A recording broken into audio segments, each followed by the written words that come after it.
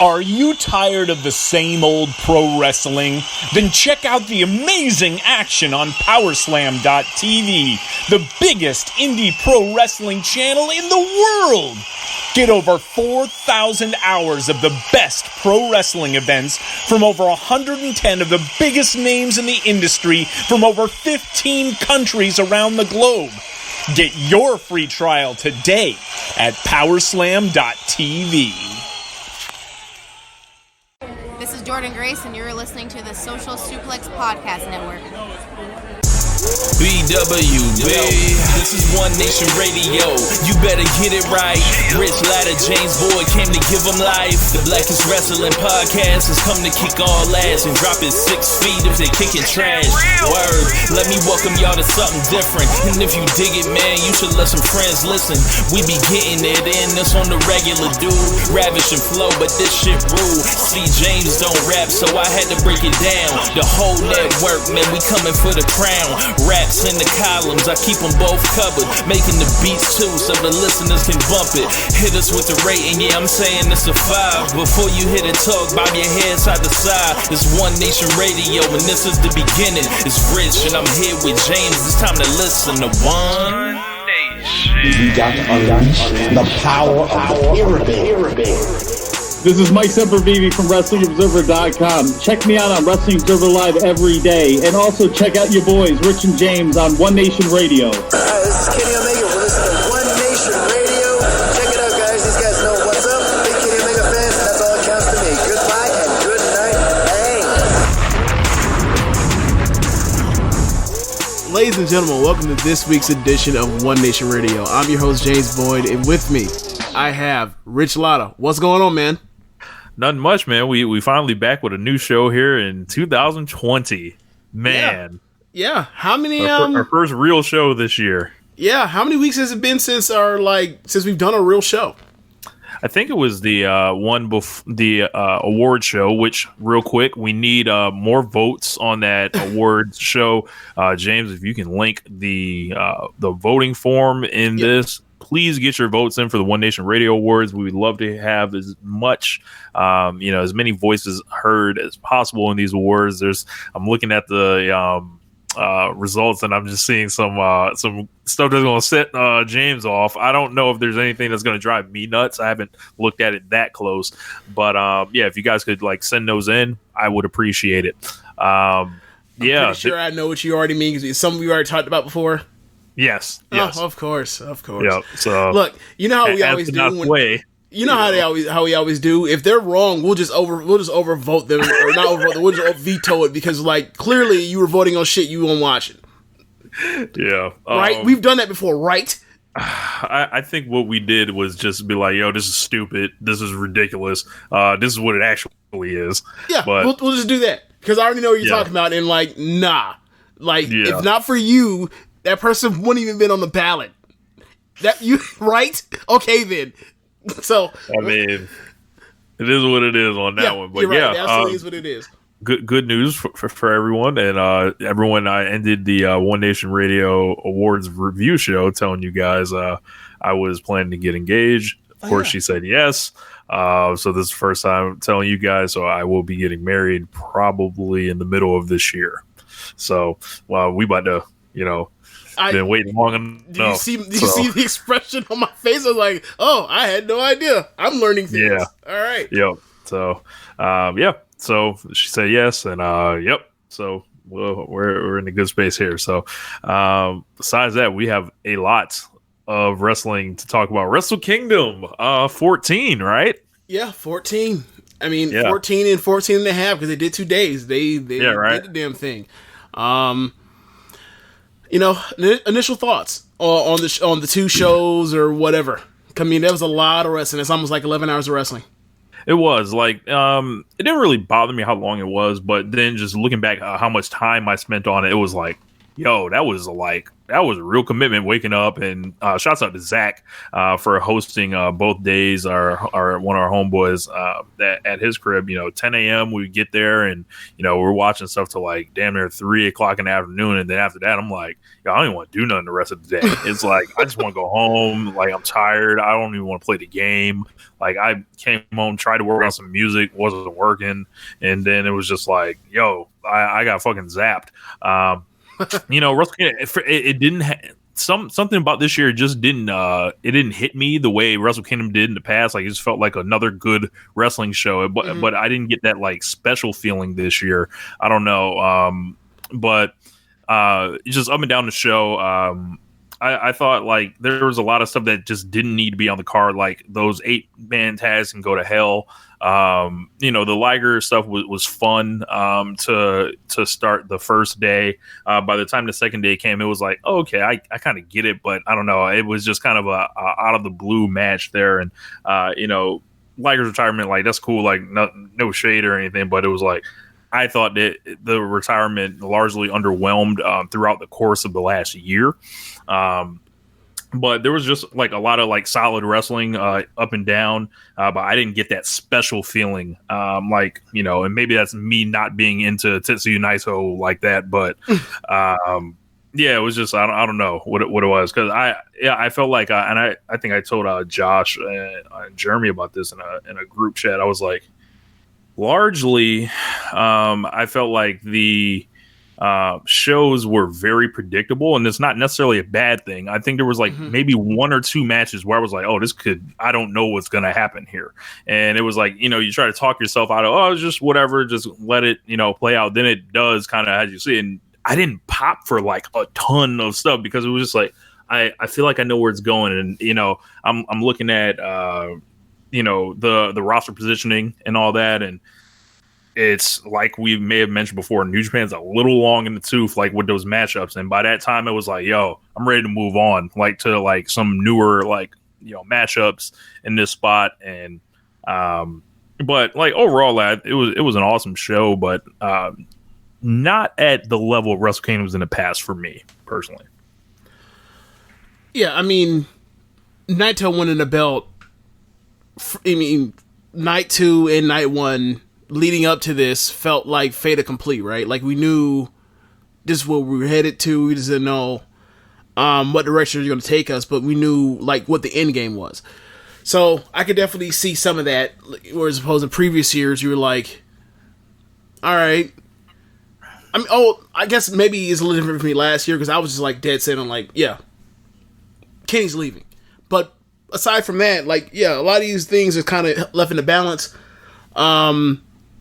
But I really enjoy both shows a lot. They're both going to be both nights, particularly night 2, in my opinion, are going to be, you go 10 into the year, we're going to be like shows of the year. I'm pretty sure both of them are going to be on there, but I know for sure number 2 is going to be on there. Like, the card was just loaded at the end. I think that number 1 or the first night had 2 of the 10 best matches I've ever seen. So I'm not exactly gonna maybe I'm sounding less enthusiastic than what I got, but there's a lot of wrestling, dude. A lot of wrestling. Obviously they took advantage of the weekend factor they have for January 4th this year. I don't know what the situation is next year. I seriously doubt they're going to try to run back-to-back domes when they're doing like, if it's like a Thursday or if it's like a Wednesday and Thursday next year. I don't see that happening at all, but probably going to be. Yeah, I think it's going to be like it just moves up a day. So like it'll be Sunday, Monday. Gotta remember, that's most cases except this is a leap year, so the leap year throws stuff off. You're right. I didn't check. Or it was this year leap year. This year's leap year. I don't know what the hell I'm talking about. Yeah, so it's probably this year's a leap year. So, but there's something. Yeah. Yeah. So either way, like whatever. But I'm just been enjoying like as far as the future of the January 4th shows, trying to do January 4th and 5th. I don't see it. Especially like when they get to these days when they have to do Thursdays or whatever else. But anyway, I thought they were great shows. We can talk and go through it or whatever else, but I thought night 2 was better. There's some stuff that I felt underwhelmed. Stuff that we'll talk about is the same stuff we've been talking about when it comes to New Japan over the last nearly 2 years, year and a half. But yeah, I mean, let's. Do you want to talk? Let's start at the beginning of the Final Four and then get to the rest of stuff. Yeah. So Naito and Jay White was on day one, and they came out here and stunk this shit out. I can't believe these fools went over 30 minutes, and what they did was had all this, slowing around and Gato fuck shit, and Jay White being just the worst version of himself, rewinding the clock to 2018 Jay White. Naito's looking like he has to sell the leg and everything like that. This didn't work for me or click for me at all. I gave this a 3.5. And if you do that for over 30 minutes, you can fuck off. For me at Wrestle Kingdom in the Dome, no. I'm not accepting this as this something to remember. Like, I'm not accepting this as something like it ain't that bad. No, this is not the standard. And these two guys, all they do is underwhelm. Back to the G1, back to their other matches that they have.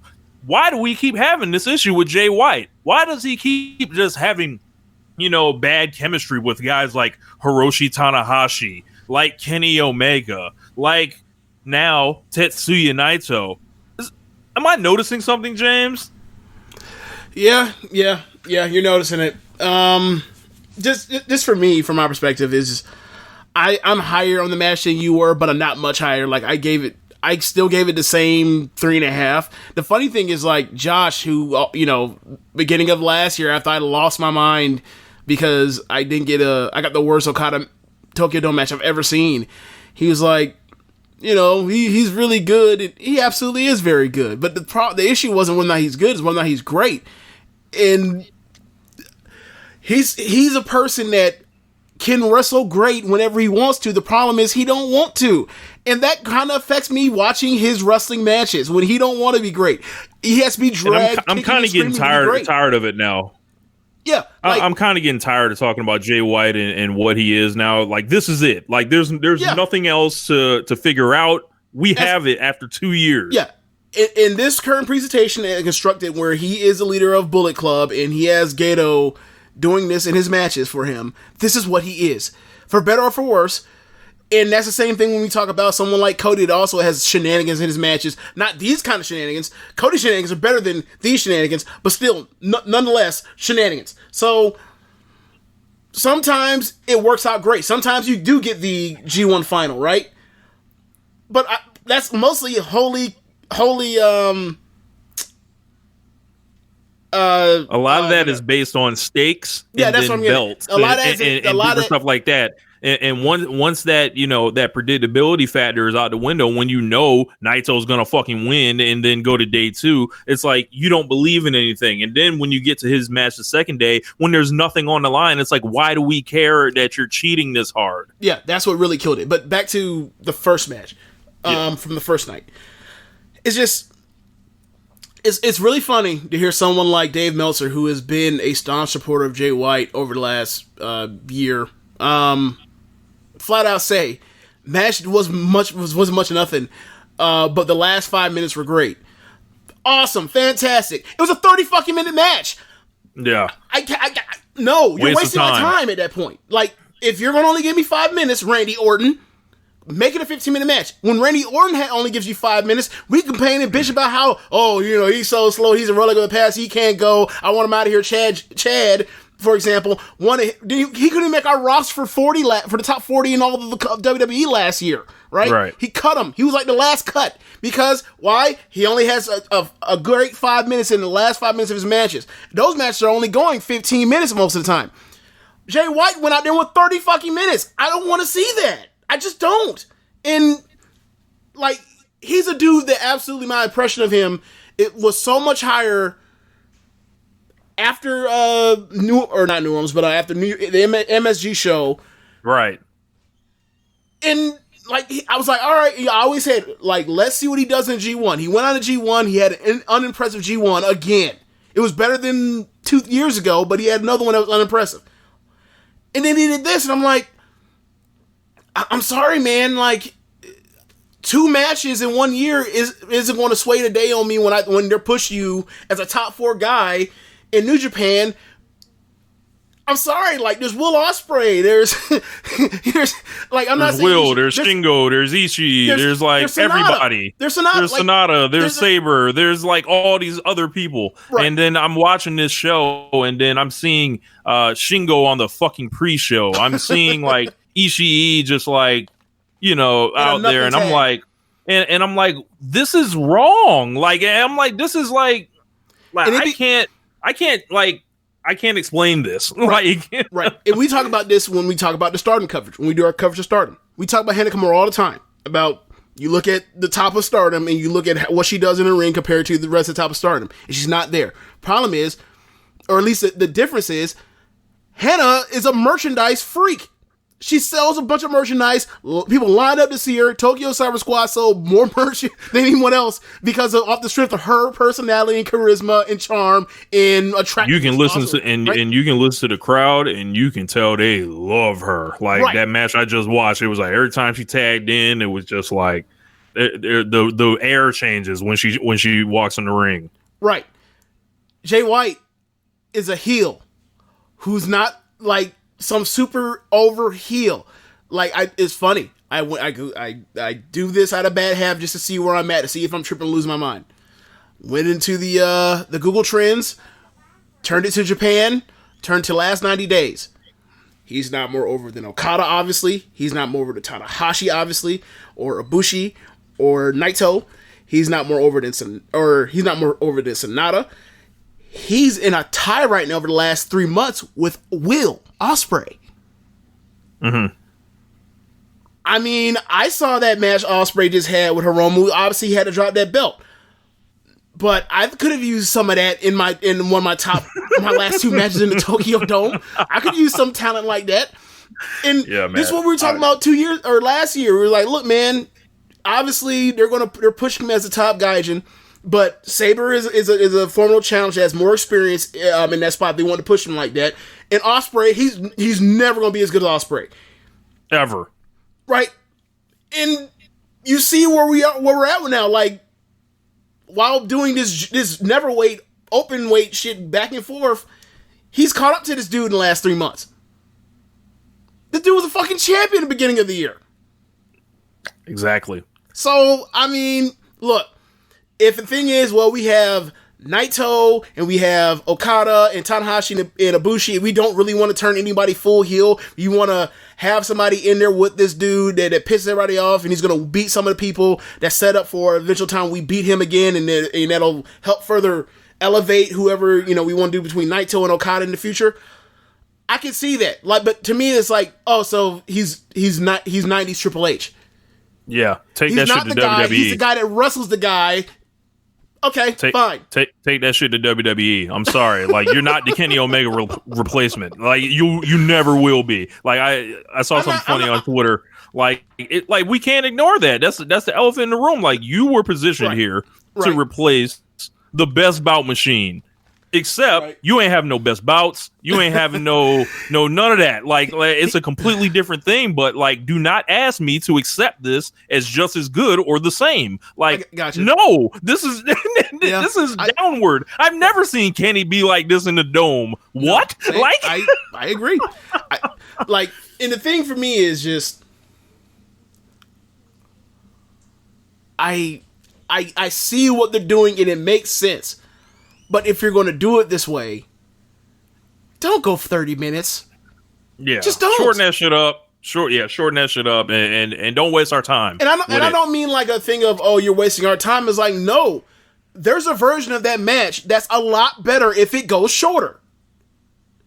Thereby making him look better as opposed to like, oh, this dude is like out here wasting our time, or he's out here doing this masturbatory shit. As opposed to he's getting in and out with his shit or whatever else, and it's effective. As opposed to, oh God, here it comes again. Oh God, here it comes again. And on that, they're not optimizing that dude in a way that's so weird in this company, because almost all their matches that go for that kind of length are always fantastic. That pay off the fact that they're going that long. This one's the reverse. And this wasn't anything that I think made Naito look great. He looked like he was just in there being, put in quicksand. He was trying to run through it and stay afloat. And they do the knee stuff. And I'm like, yo, I want this guy to go into day 2 looking like he's a fucking killer, like he's over, like he's impressive. None of that happened. He just survived. That's not true, because in the last half of the match, Naito didn't even sell that. So now time to talk about Naito. So in the last half of this match, after he got his knee worked on, he just went out there and wrestled the rest of his match. Knee be gone. I guess the adrenaline kicked in. I guess he got the spike. That's always my defense for it. So like I'm not like, that's not something like that I usually trip on, but a lot of people like pay attention to that stuff. So like, but the thing is, when your whole match is designed behind it and you're wearing those big ass knee wraps, and everything else, like it's just jarring for people that want to look at that kind of stuff. I don't necessarily pick on them for that, because I'm like, ultimately you got to do that. That's part of why I think body part matches are stupid. But yeah, like he didn't impress me at all. Yeah, the thing for me is, when it comes, I enjoy that kind of stuff. Like when Shayna Baszler's in her bag, I enjoy a body part match. When Konami's in her bag, I enjoy a body part match. Anybody that's a technical wrestler, I enjoy a body part match if you make the whole story about how would this person overcome this injury, or be able to work around the injury with some nifty, creative way that you never thought. Like by showing your craft and your heart and your guile and guts to overcome being handicapped. Yeah. Or, the situation where it turns to a double body part match, where, like I said, the tables are turned, it's even. Now the person that's been the bully now has to deal with what this other person is overcome with. Like, we all have body part matches that we love. All of us. So, when you see it so often, and it's such a common thing in wrestling, and you see it done well, when it's done poorly, for me, it's like, motherfucker, there's 40 matches you can go look at to get this right. What's going on? That's why it always pisses me off. So, like, that's why I'm so hard on Arisa at times. It's like, you mean to tell me you're running, kicking, jumping ass right after you just got your leg worked over and you were screaming bloody murder? Like, oh my God, you have to chop it off, Doc, and now you're just up running, jumping, doing os cutters. Fuck off. That's the same thing with Naito. Naito did one or two running destinos in that match after he got his leg worked on forever. If I'm not mistaken. Like, that's so annoying to me, because I also know they're talented enough to overcome that. I've seen it. I've seen them do it before. I've seen these people in individual matches be able to have incredible matches. Naito, the next night, had an incredible match. So it's other guy didn't. So I guess we get time to talk about that. So, actually, no, we need to talk about the real, the real main event of this show that has been, like, essentially is going to be lost to history. I feel like already. Like, may win match of the year, right? It's super funny, right? Like, think of how this comes out. All 4 of them come out with something at stake, right? The person that has the most at stake for their careers is Jay White, right? Because if Jay White knocks out the park 2 times, then he's already a main man. He's already a one-time IEW GB champion. But like, this becomes like, he's officially like chiseled in stone, a top 4 dude in his company at this point. Right. Like, and it's like he's going to get the belt back. Right. Like, like Tanahashi has to retire, but like, that's not fair. That's like that, right now he's in that 2015 John Cena role. Right. So he had the most at stake.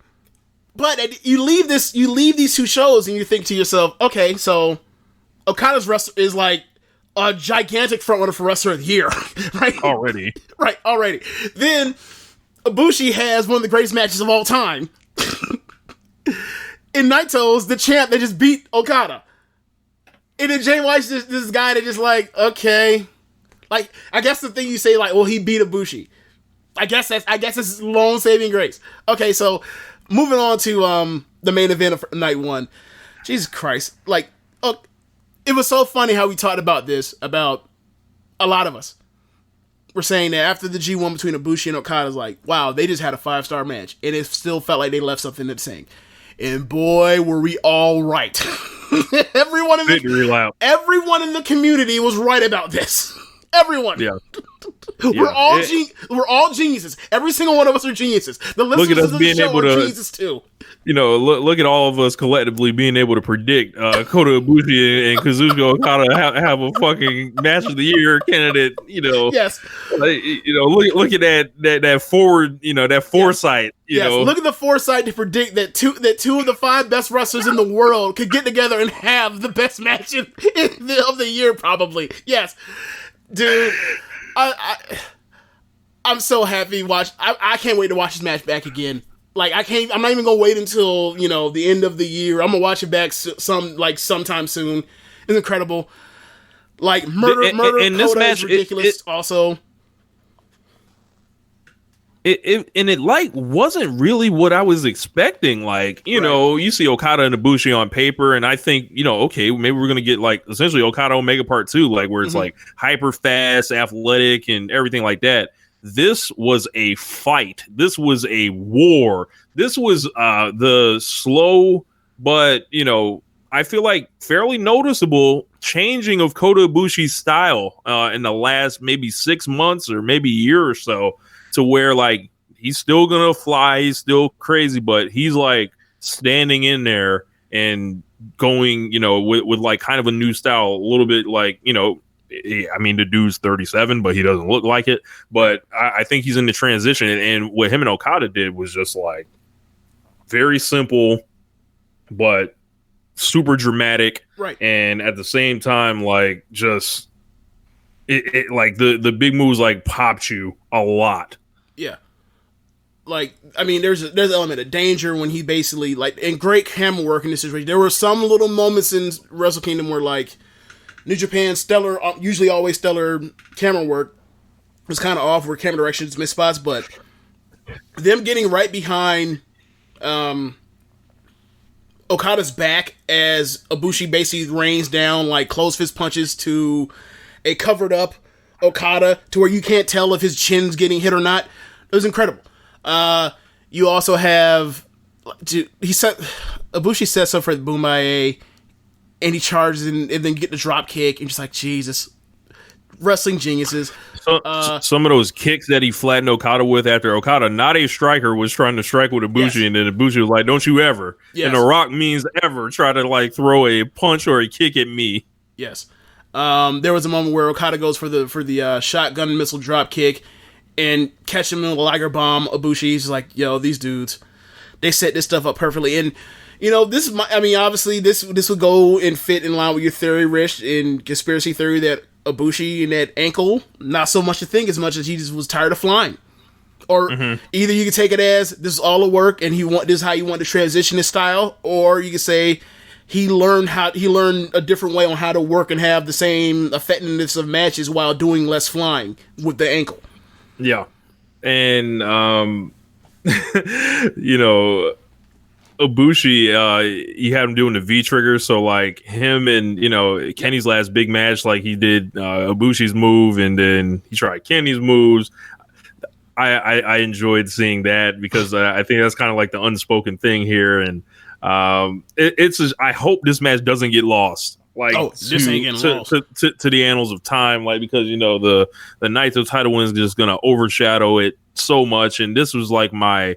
I wasn't into the double gold dash thing from like the inception when people were like writing us questions about it before like anyone like announced it, and I just was like, I don't know, man. Like it just didn't quite hit for me, and I don't know. I don't know. Like I think both of the main events were great, and then the other two matches could have fucked off. Personally, I think the thing for me was like it clearly worked. They just drew 70,000 people, right? But the thing for me was like, why would you go into a thing with like 4 of your top guys and like and one of them has to lose twice? That for me is like in back-to-back days. I wouldn't be doing that, but whatever. But yeah, it's an incredible match, and I personally don't think it's gonna get lost. I just don't. Like the match is too damn good. Like it's gonna be on everybody's end of the year, top match lists or whatever else. So I don't think Yeah, I would have probably gave this one like at least 5.5, maybe 5.75. Okay, I give it a flat 5. It's one of the best matches I've ever seen. I'm giving it a flat 5. It may be one of the 5 best matches I've ever seen, but I'm giving it a flat 5. I'm trying to think of matches that weren't like Okada and Omega that I think are better. I don't know. Do you think this is better than the Naito and Kenny G1 final from 2 years ago? No. I think for some reason, it was a lot more dangerous. That post move that Naito did. But anyway, and fast, yeah, that's true. But yeah, moving on. I guess we got to go to day 2. Jay White and losers match. Kota Ibushi, the losers match. Absolute silent Tokyo Dome for most of this match, and they were on the way to doing something I think really good. Like they were on the way to just like, hey, they figured it out, and Ibushi got this man to wrestle, and then the bullshit of all bullshit started happening, and they decided to crash the car in the middle of the match. And it was like, fuck this. And at that point I was like, this Jay White shit, I'm done. I don't have anything to say. Watching him this weekend was abominable. It was just so frustrating. When it's yo, it's Wrestle Kingdom. Yeah. It was as if I think at the time I said it was as if, someone made a great family dinner. Let's say, you had someone made a lasagna or something, right? A meat lasagna. Mm-hmm. Get out the oven, smelling good. See the cheese, the cheese stretches like a foot long in length, mouth watering, right? And then whoever cooked it said, "Oh, you like that, huh?" And then they grabbed a cup of water and they just turned it over on the fucking lasagna. You're like, there you go, eat up. Thanks. Thanks. That's exactly what I wanted. And then they drop a pound of cinnamon on it or something. It's just cinnamon. I don't even need to be there. They had all the stuff in place. Jay White could have still won. At that point, it's I don't want to. I'm not comparing to Baron Corbin because he's light years beyond Baron Corbin and all this shit. But it's also fits in line with this. How much fucking heat do you need to get for the same fucking guy over and over and over? Yeah. And at what point are you gonna realize we keep doing the same thing? This is the reason why I started at the beginning of this year. I was like, all right, man, I'm getting kind of tired of this Shayna Baszler title run because all her matches follow the same fucking pattern. She's a bully. Somebody stands up to her. She can't handle it. Baszler runs down. They gotta overcome that bullshit. Shayna slaps on her move. You lose. Move to the next challenger. This Jay White Gato shit is the same thing every big match. Gato tries to cheat, or they're wrestling. The shenanigans in the ring with him aren't working. Well, first, at the beginning of the match, he gets out the ring and wastes time, but let's not even talk about that point. But yeah. His signature move. Yeah. Wrestling is not really working for him. Gato starts trying to cheat. Jay White gets advantage. Babyface or whoever else opponent fights back. Gato sees that there's something maybe happening, gets him to cheat. He's foiled, and then Jay White either does more cheating, and then either he overcomes it or he doesn't. It's how many times I got to see the same fucking episode of the same show? And especially when it's a dude that I know can do more.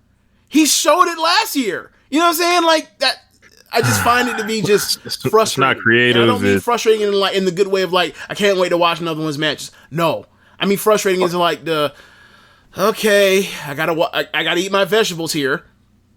Yeah, it's I have to listen to people tell me that this is a good match and this is good heat and this is this is needed on the show. It's nah, man, I'll settle for I'll take the blowaway matches personally, but. And they were in the middle of having a great match until they decided not to have one. Yeah.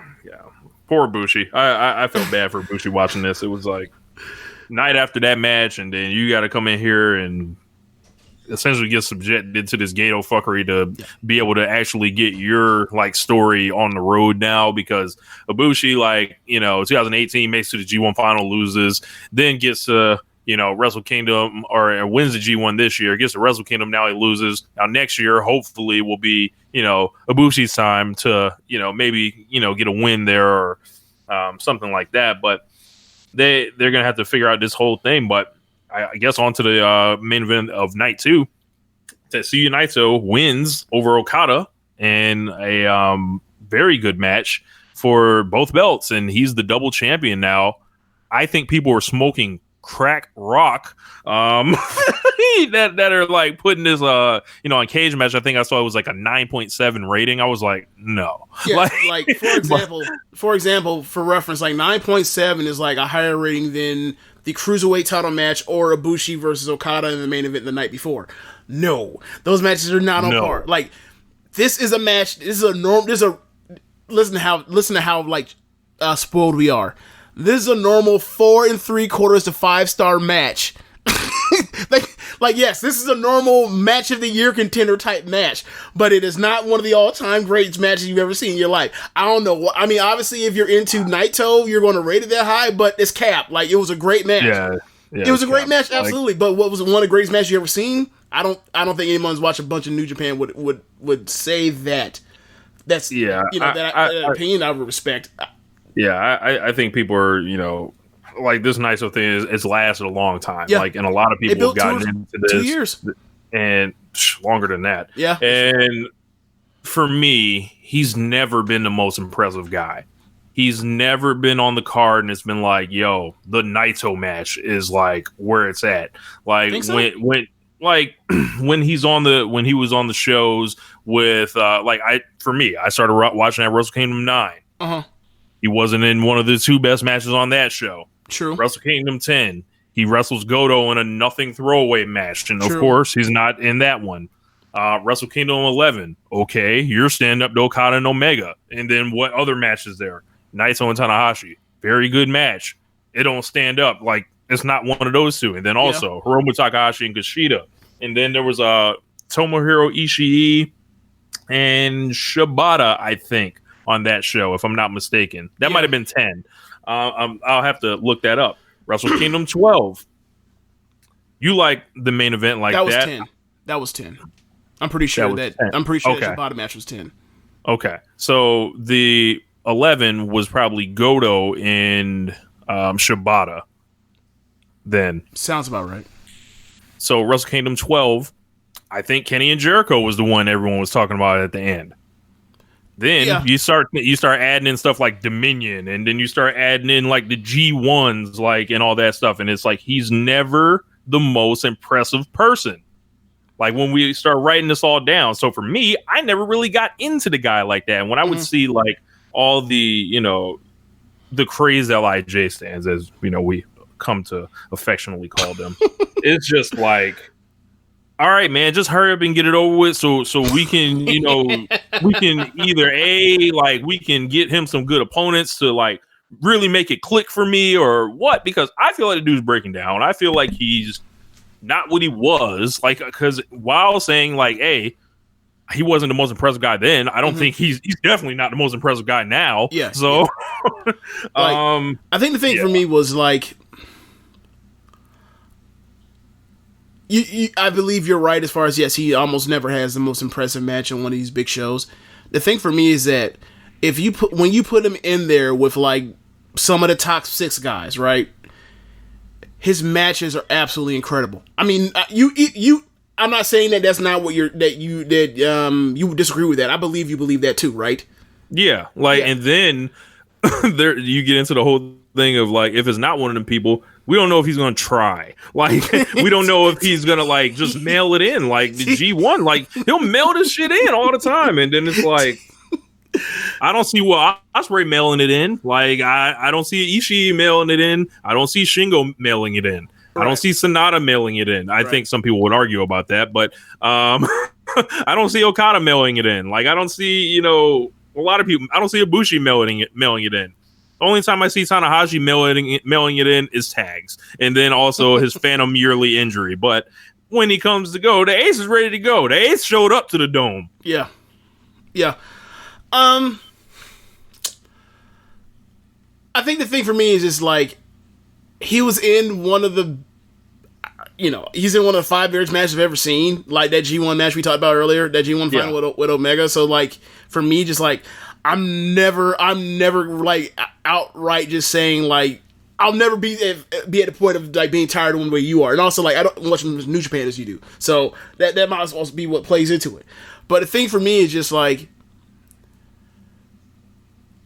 at times when he's in there at the end of the B block, when he's in there with the top dudes, like he shows and like the top dude in New Japan or the champion should always have that stable around him of opponents to wrestle. So like he's going to be in the main event. He's going to be fighting like those top 6 people we're talking about. So I don't really have any worries. Like we're always going to get like the 4 3/4 5-star level matches or whatever else.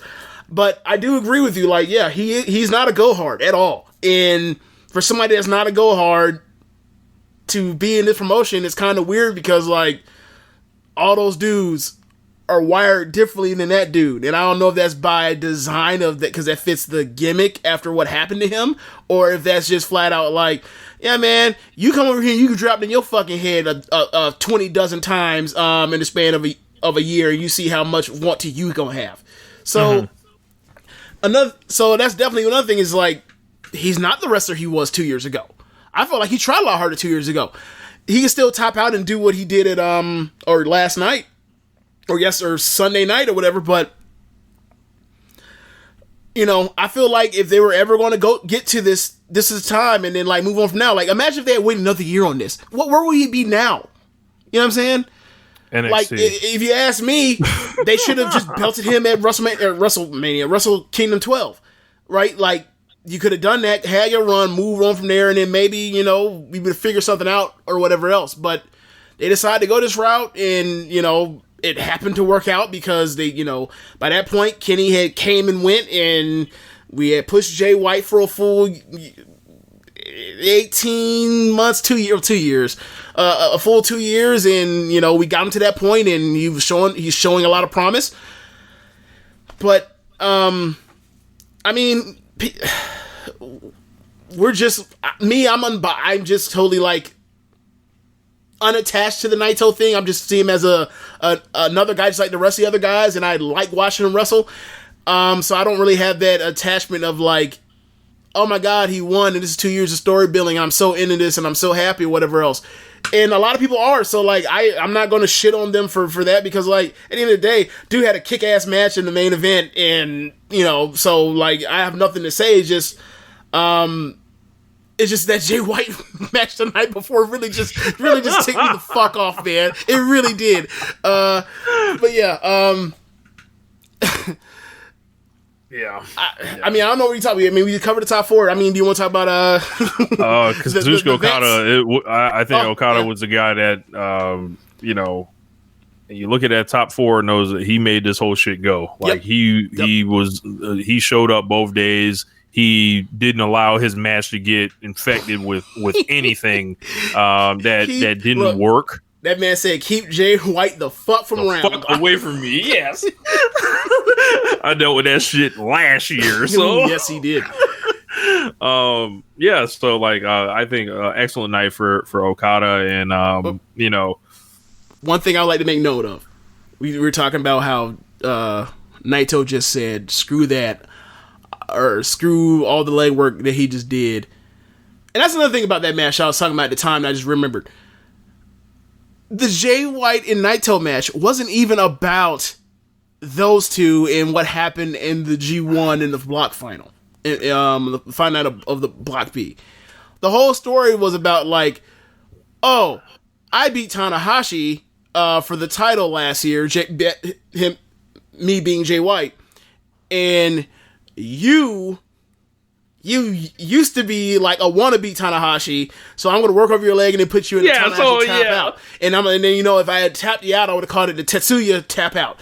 And they basically worked the same match that was like that match where Jay White won the belt, except for the fact that like Naito's not as cerebral of a wrestling psychological mind as Hiroshi Tanahashi, so he's just like, oh, I'm selling my knee, oh, I can't run, oh, run Destino. I'm just like, And it all felt like that also helped it not click all the way either. After all this time, he had to try to cosplay as Tanahashi when that never worked for him once in his career before.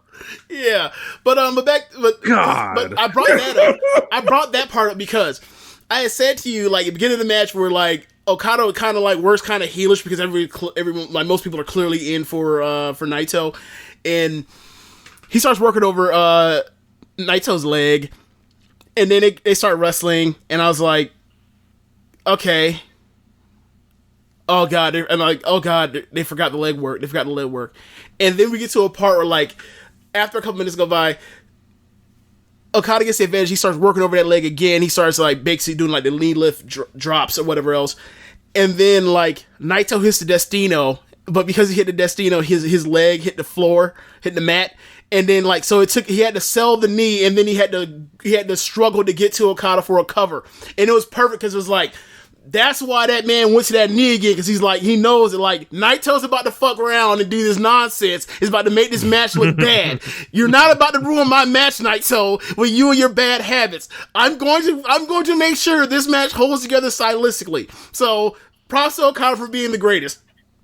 Then Naito wins, of course. Dome loses it, and then he's celebrating, and all of a sudden, just runs in. Kenta shows up, right, and attacks and jumps him in the middle of him celebrating. And after he's cutting his promo, if it's my company, I don't do this. Especially if everyone just wants to enjoy this guy finally win the belt. Right. It's like, we got to get the heat immediately. It's like, yo. Right.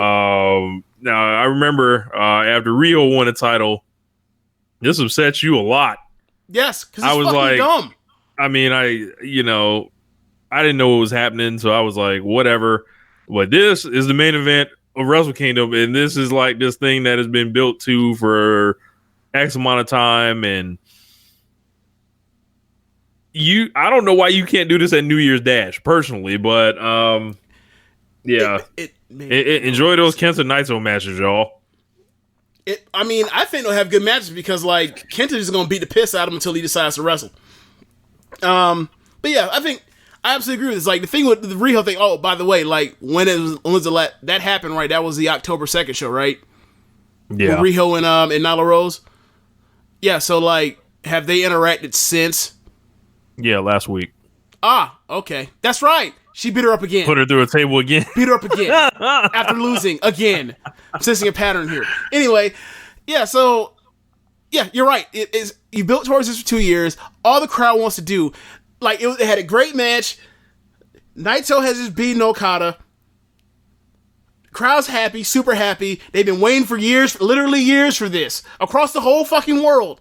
And then you bring out the dude to get more heat. A dude that already had a bunch of heat, you got to have him come out there and get more heat on the biggest show of the year. If Jay White would have jumped out on Kenny at Dominion 2018, I would have been furious. And I guess this is pro wrestling. This is working the emotions, but it's like, come on, wait man.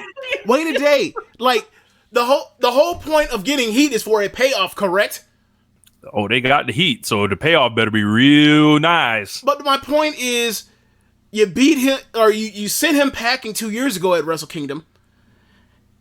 You did this with Jay White to where, like, in the final night of B Block, to where he doesn't get in. He had to backdoor his way into this moment. He got a spot. You had to move heaven and earth. The company moved heaven and earth to get him in here after you said after he should have not had no road to this. Crowd's happy. You gave them what they wanted. And then they go off air with Kenta. Do it tomorrow. They go off air with Kenta holding both belts, sitting crisscross applesauce on his chest with his foot on his face. Which was supposed to make you also think what he did to Shibata. We're never going to get a payoff on that. Yeah. You're not a fan. Not a fan of it. He don't heat. You can't even pay off half this shit. Yeah, not a fan of that. You usually worship at the altar of Gato here, and most people, around the world do. I mean, look at the results, look at the scoreboard with it. But he's not perfect. And there's, you know, you never know when somebody gonna lose it. So like, you always got to be on alert. Like, I'm not saying he's losing it or anything like that, right? But you know, when that shit goes, it's like, oh, there was a slight drop of 3 points a game this year. That's something to be concerned with? Nah, he's still the same dude. Look at his per 36, everything. Then, you know, the next year is 2 more points. And then all of a sudden it snuck up on you and you never knew it. Like, so, not gonna question. I'm gonna just let it ride, you know, and whatever. But I think that was just a thing that could have been rolled over a day. Yeah, just wait one day. You could have done the same exact thing. Just wait one day. Let him do the fucking roll call. You know, let him point out that, like, everybody but Sonata has the gold. Correct. Just leave. Just move on. I mean, whatever.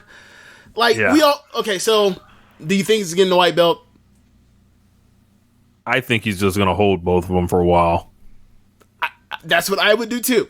That's what I would do, too, but they put that on real strong. And, like, they put it on real strong. And it was almost like, okay, so we take the belt. We had Goto. We put him in a never situation for the millionth time. Here, hold this belt we don't give a shit about. Take that. Take that with you. Fuck off. And it's time to bring Kenta, the dude with that actually has the most heat in the company for real, for being Noah trash and doing it at Shibata, and put him in there with Naito. You know, we'll figure out. I mean, I don't know if it's a and he's a guy that Naito can beat, right? And you know, there's always a way to set up your champions for success, and this is like a classic trope. Like you give him a guy with a name that you know you can go over. Something they did not do for Kofi Kingston, by the way, or Daniel Bryan, like they tried, but yeah. Or Rey Mysterio. Know, how many years how long do you think we can go just naming like people that they belted and immediately put them in programs that were shit? Okay, so I'll give an example of one that was perfect. Or should we even give our energy to WWE? I'll just give them the Shawn Michaels winning the belt, and then immediately he did. Oh, you're going to go in there with Big Daddy Cool Diesel, you know. Then after that, you're going to go with British Bulldog, who's been a contender for a long time. Then after that, you're going to go in there with Vader, essentially, in the summer. Mm-hmm. And then you're going to go in there with Mankind.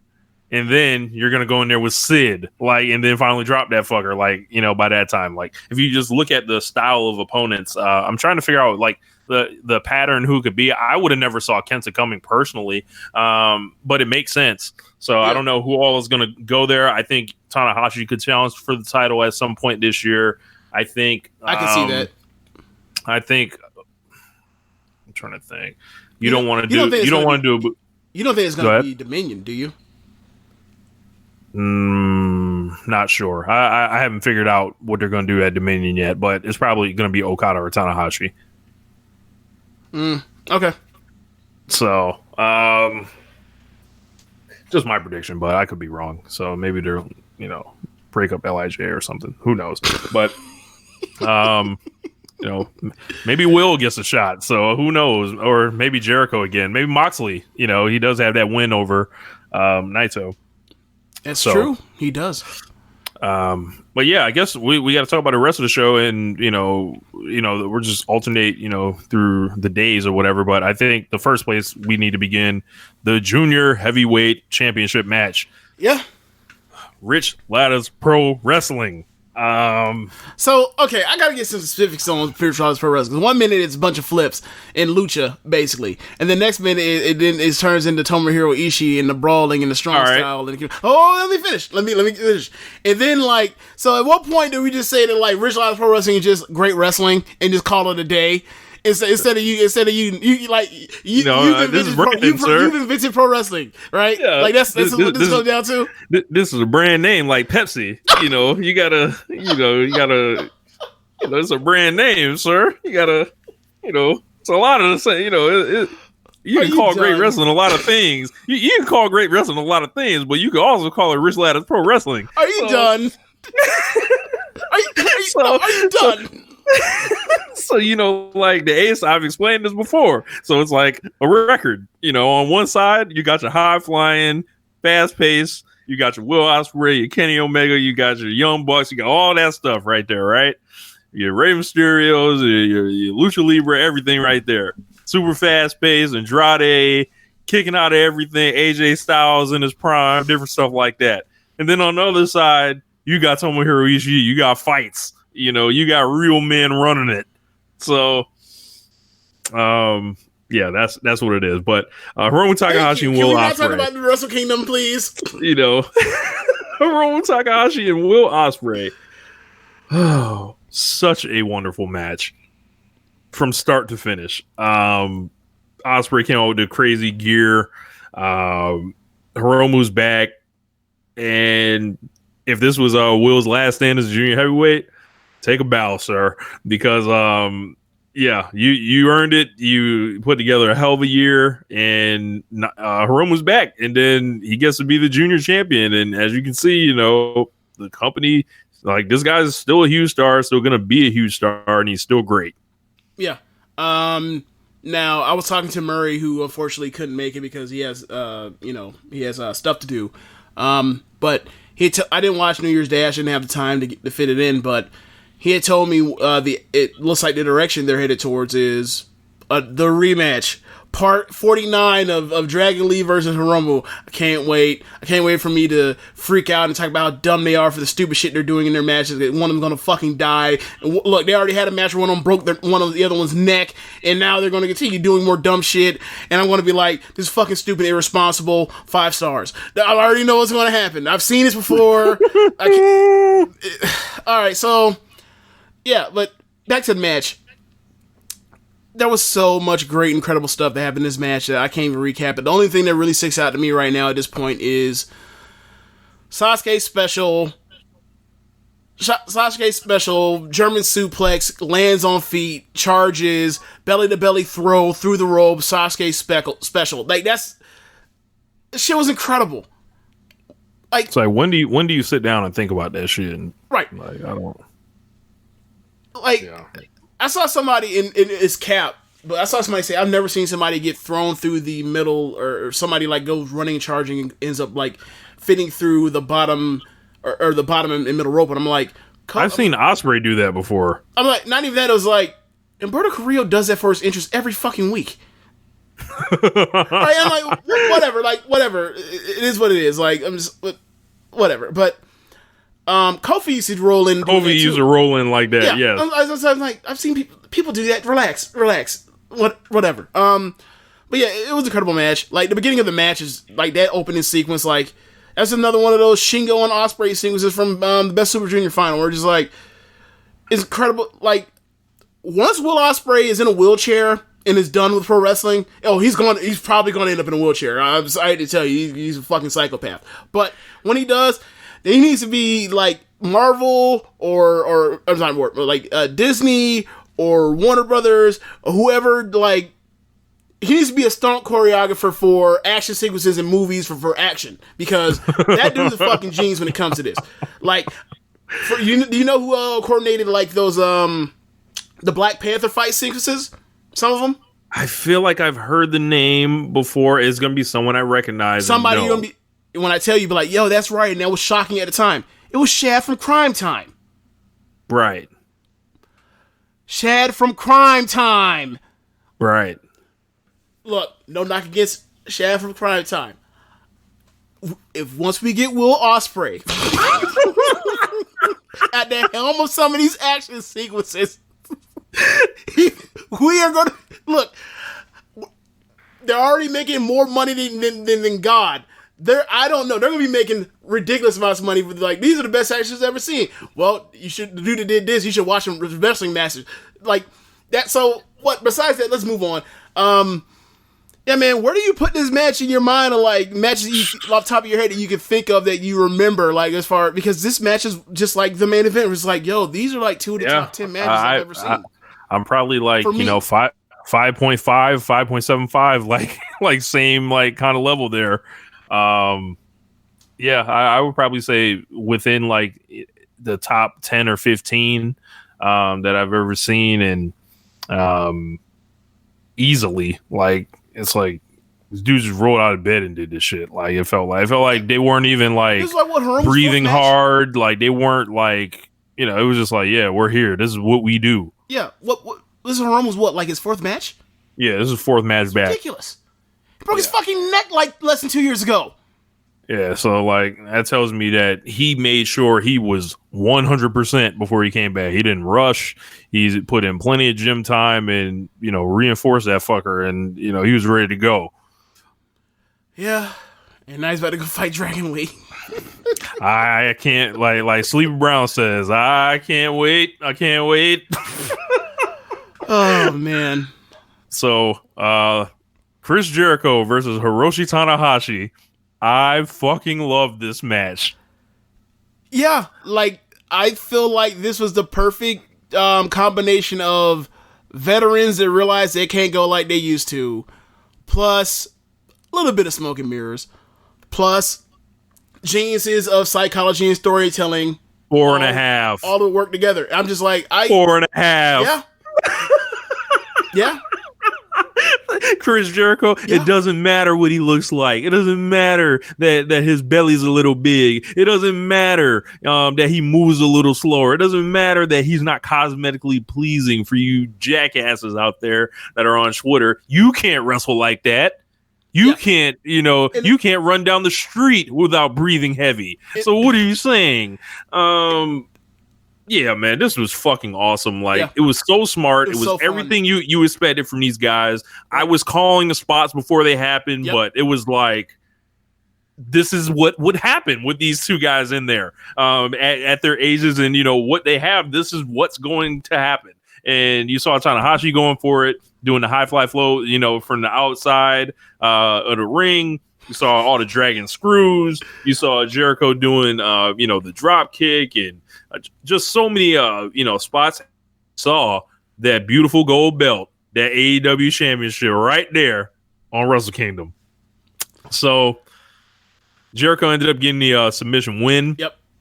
And Tanahashi does not get the shot now, but Jericho was in an interview after saying he'd be more than willing to give Tanahashi a championship match, and AEW and New Japan need to, just go ahead and make some money together, quit playing, and listen to Jericho talk, and all this does for me is just certify Jericho as a legend, like as just a dude that is like they ain't make too many of those. Like, you know what it also is, right?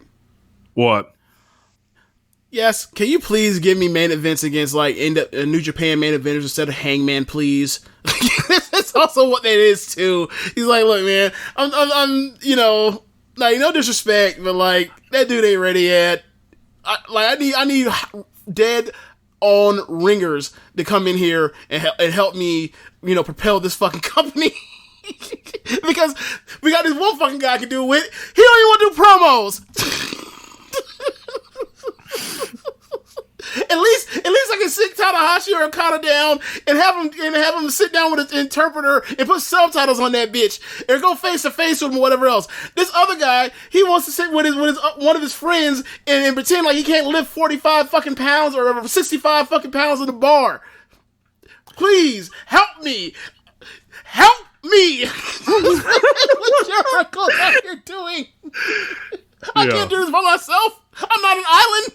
I'm a man. Yeah. I'm a man. I'm 50.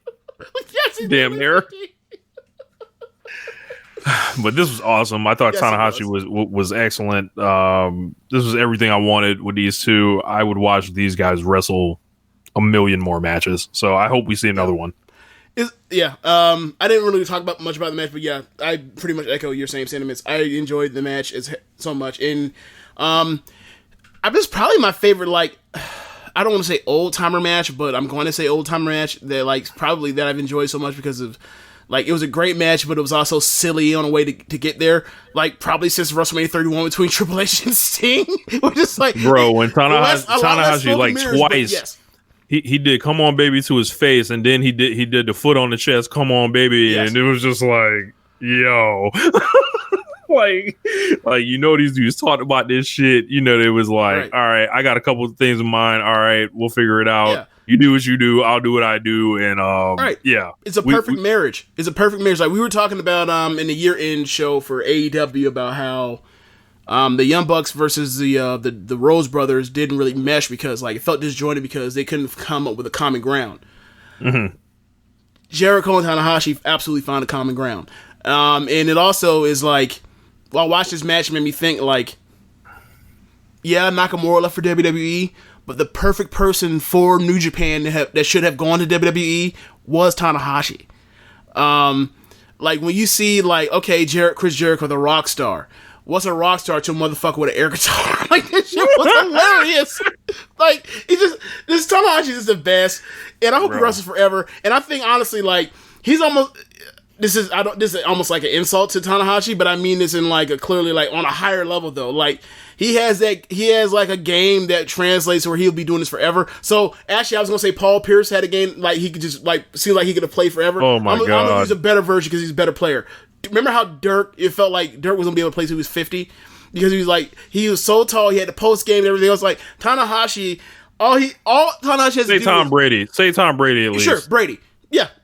All you has to do is go out there, wrestle a bit, Dragon Screw leg whip, you leg whip me, you send me run to the ropes, I collapse because I can't run. I have the commentary talk about my bone-on-bone knees like I'm Barry Bonds or some shit.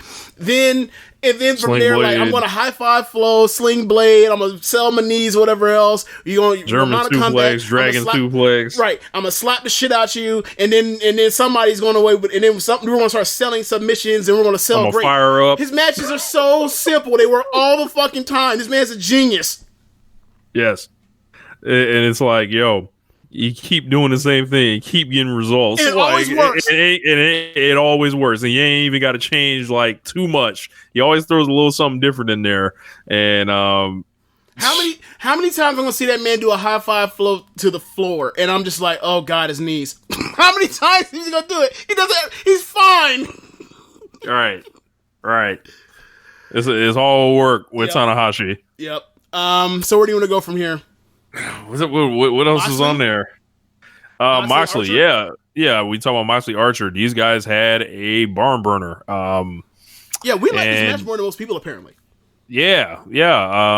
I thought that it was really like well done. Like it was physical. It was smart, and the finish was incredible. Yes. Yeah. Like. He's figuring out how to maximize. Landing on the Japanese tables on your head? No, I'll pass. No, I don't want none of that. And it looked like Archer got cut up pretty bad on that chair, on that table too. But yeah, like Moxley, he's been ringing on. He's been, the match on night 2 wasn't as good as this match, obviously. But with this, just specifically talking about this match, like I thought they worked really well together. Obviously, they were helped out by the fact that it was a plunder match. But match told a story, escalated, it finished with, a great finishing move that put him away. I thought they got kind of cute with the grocery bag, the grocery bag smothering. But outside of that, I thought it worked. I thought that man had chloroform on that fucker. Chloroform. But yeah, I thought it was physical. I liked it, and I liked the fact that Mox kept the belt after beating Juice Robinson. Juice looked like an absolute fool this weekend.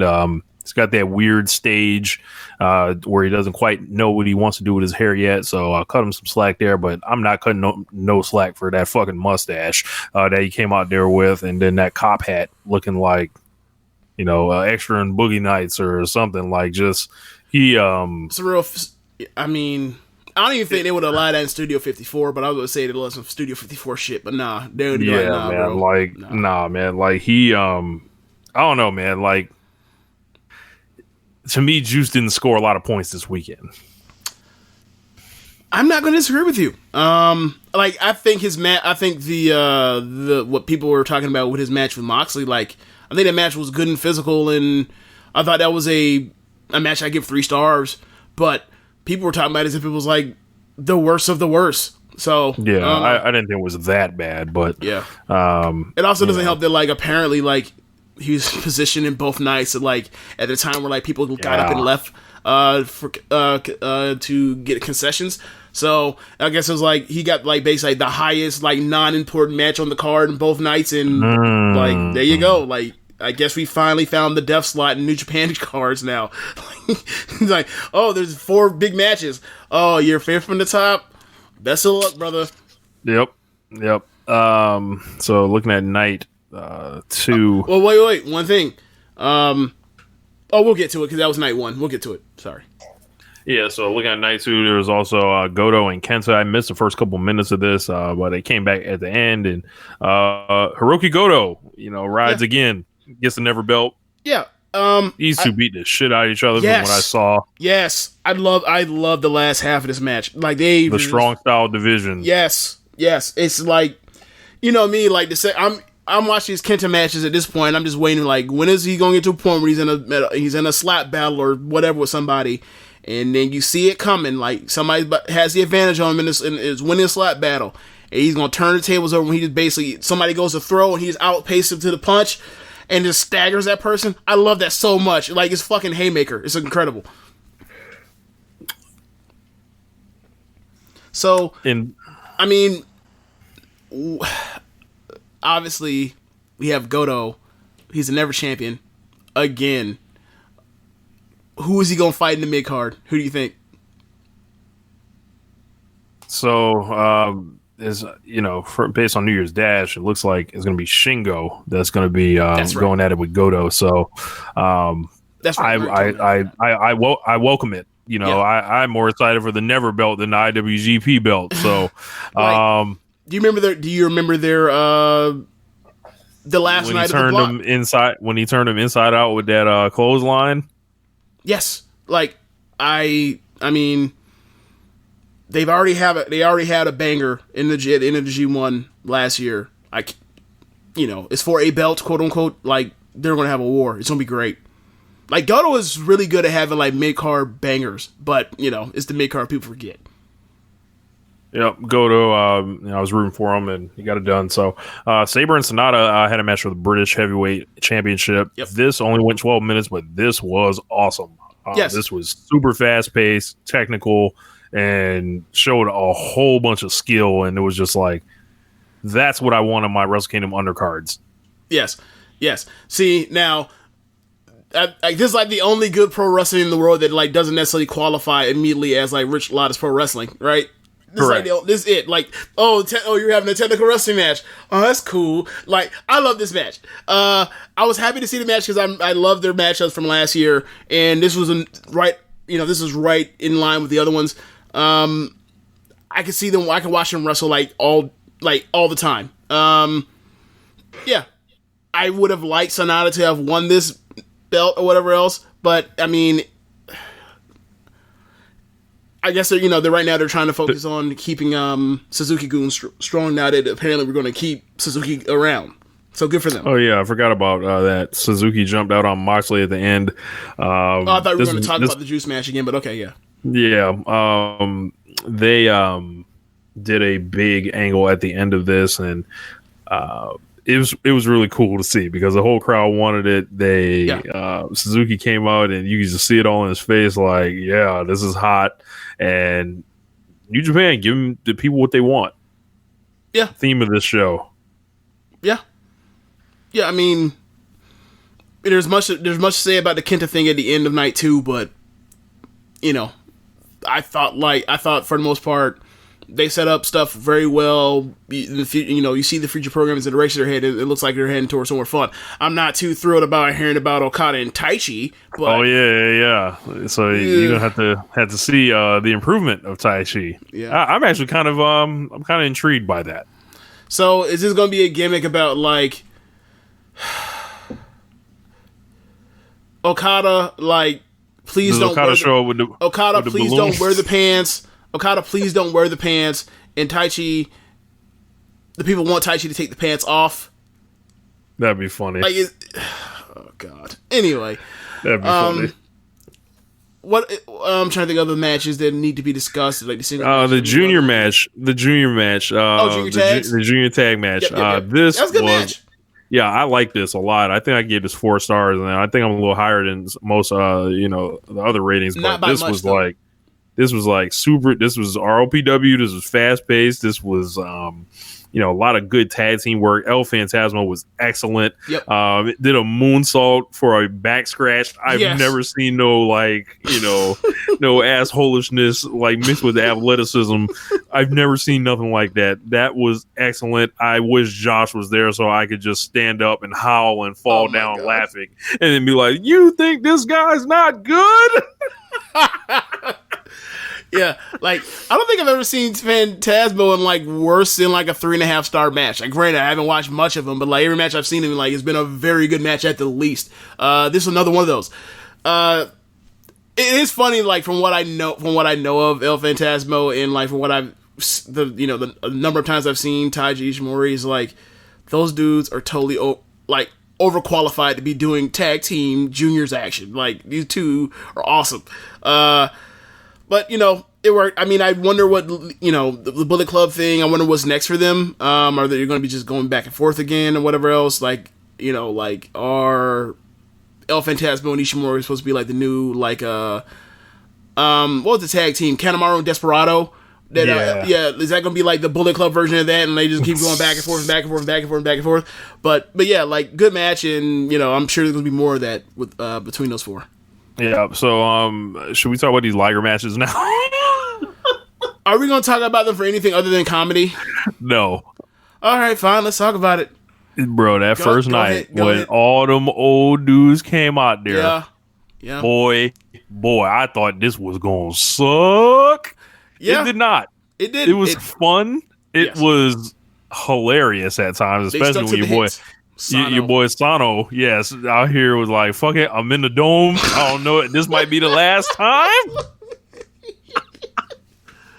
Dude, he almost broke his ankles while trying to go for the gusto. Like, fucking we ball. Like, think about that, right?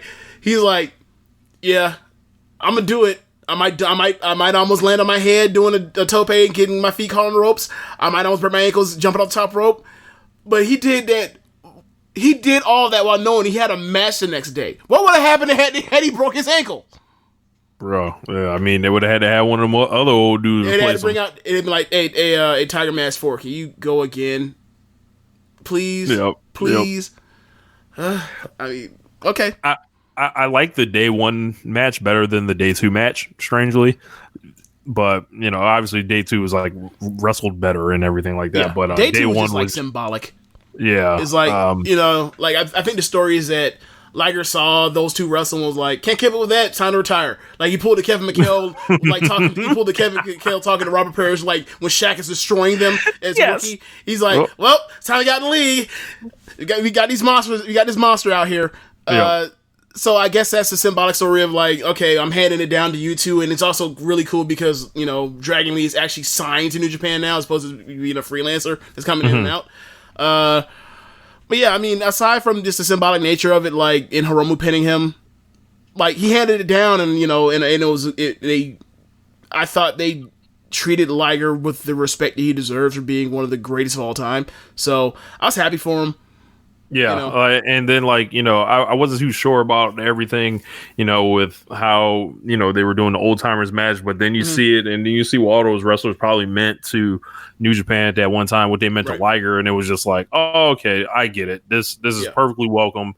Unlike the other two 8-man tags, which are absolutely nothing, and I never want to see those on Wrestle Kingdom again. Don't care what anyone says, and it's just like completely useless. They can fuck right off with those. Dude, trying to think. That Never Gauntlet, right? Yeah. That was day two. Okay, never mind. You're right. Yeah, so rest of the stuff, pre-show action. Nothing to really talk about there. But overall, imagine going to Wrestle Kingdom and we don't have to talk about Shingo or Ishii. That's right. Sad. Right. Like, So fuck them tags, put them together, make them have a match. Do that. Yeah.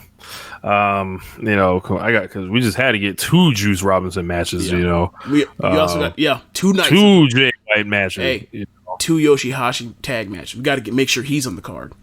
Jesus Christ.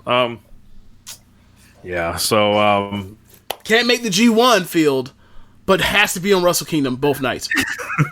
Fuck. Oh man. So what we got next, James?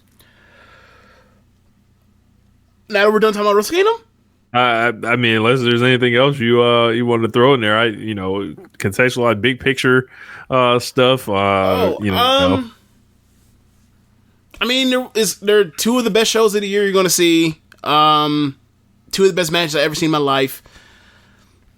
I'm never, I think we talked a lot about, the stuff with Naito and our worries and concerns about him, but like, I think you agree with me when I say that, like, you're never gonna get either one of us complaining about the fact that like they belted up like a person that's one of their top draws. Like if you're he's just a absolutely top star, belt him. You should have belted him 2 years ago too. But I mean, from that perspective, I thought clearly it's a success. So I like how it worked out. Yeah. Just don't. Nah, I meant 2 years ago. Oh wow. No, I like how it worked out. We got a Dominion. Okay, we disagree. But okay. Yeah, going forward, they've got a lot. I'm sure Keepin It Strong Style is going to have a lot of thoughts on all this going forward. Make sure to check their show out and all that. They've are probably going to have like New Year's Dash coverage on that as well. So, which we will not be covering tonight, but there was a lot of stuff there. So, want to hit the music?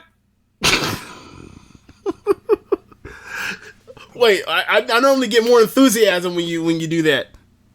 Yeah, that's true. So, the first time in 2020, James. Before we get to that though, rave reviews on the end of the year Stardom show for you and for Dylan and Dr. Joshi. I think it's time for you to officially claim the title, sir. You're bringing that on here. I did enough of that off air, behind the scenes between Josh and Jeremy. Now I got to hear Dr. Joshi brought up on here. Yep. You know it. So, it would be more appropriate if I was like, if y'all call me Dr. Stardom instead of Dr. Joshi begin with. Like, I don't watch that much Joshi outside of Stardom.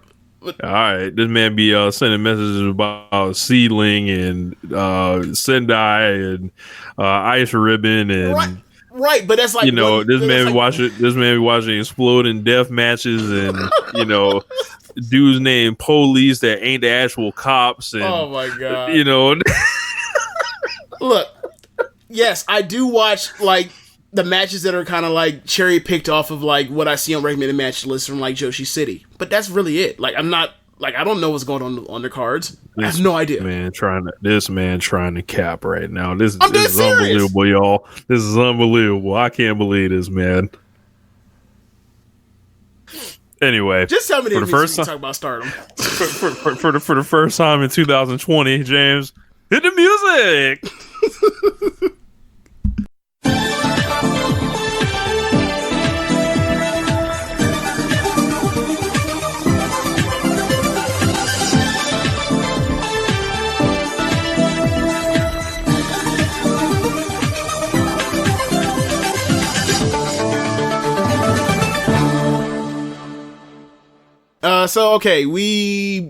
We've had now at this point 3 shows of Stardom already this year. None of the shows from the January 4th show are up yet, but we're going to talk about like the 2 big matches from the second show and the third show. So January 2nd and 3rd. So the first night, that is Kagetsu on her retirement tour with Azumi, her favorite junior in the company, her favorite young girl in the company. She would chase after her to get her to be on Oedo Tai as far back as even the draft last year, where Momo foiled her and drafted her first back to Queen's Quest.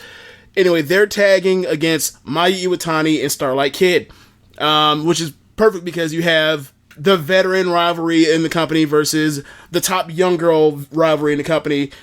And like their careers are just like both of them on both sides between the senior, the elders of the groups of the team and the juniors they're going to be inextricably linked for the rest of their careers. Until Kagetsu leaves in a month. So What were your thoughts on the match, Rich? I like the match. I think you had mentioned like there was too much comedy. I didn't think that necessarily. I thought it was really cool how they did the cross matchups to begin the match. So we got Mayu in there with Azumi, and it was like, I can see something here, possibly. And then you got Starlight against the Ultimate Heel and Kagetsu, and they did all that, trading back and forth. And, then they went into, the comedy antics. And, I thought they were having fun. Kagetsu spitting water at the ref like she does. You had the long, I don't know what the hell that thing is that they were, band. Huge elastic band. They start pulling that out during Hazuki's retirement tour. It's a running gag, right? It's a running gag. They do it one time. They fucked it up this time, but they do it one time where they get Oedo Tai starts cheating. They isolate one of the opponents, get them basically hung up in the ropes. They basically grab the huge long elastic band that stretches out like 20 feet and snaps like a rubber band.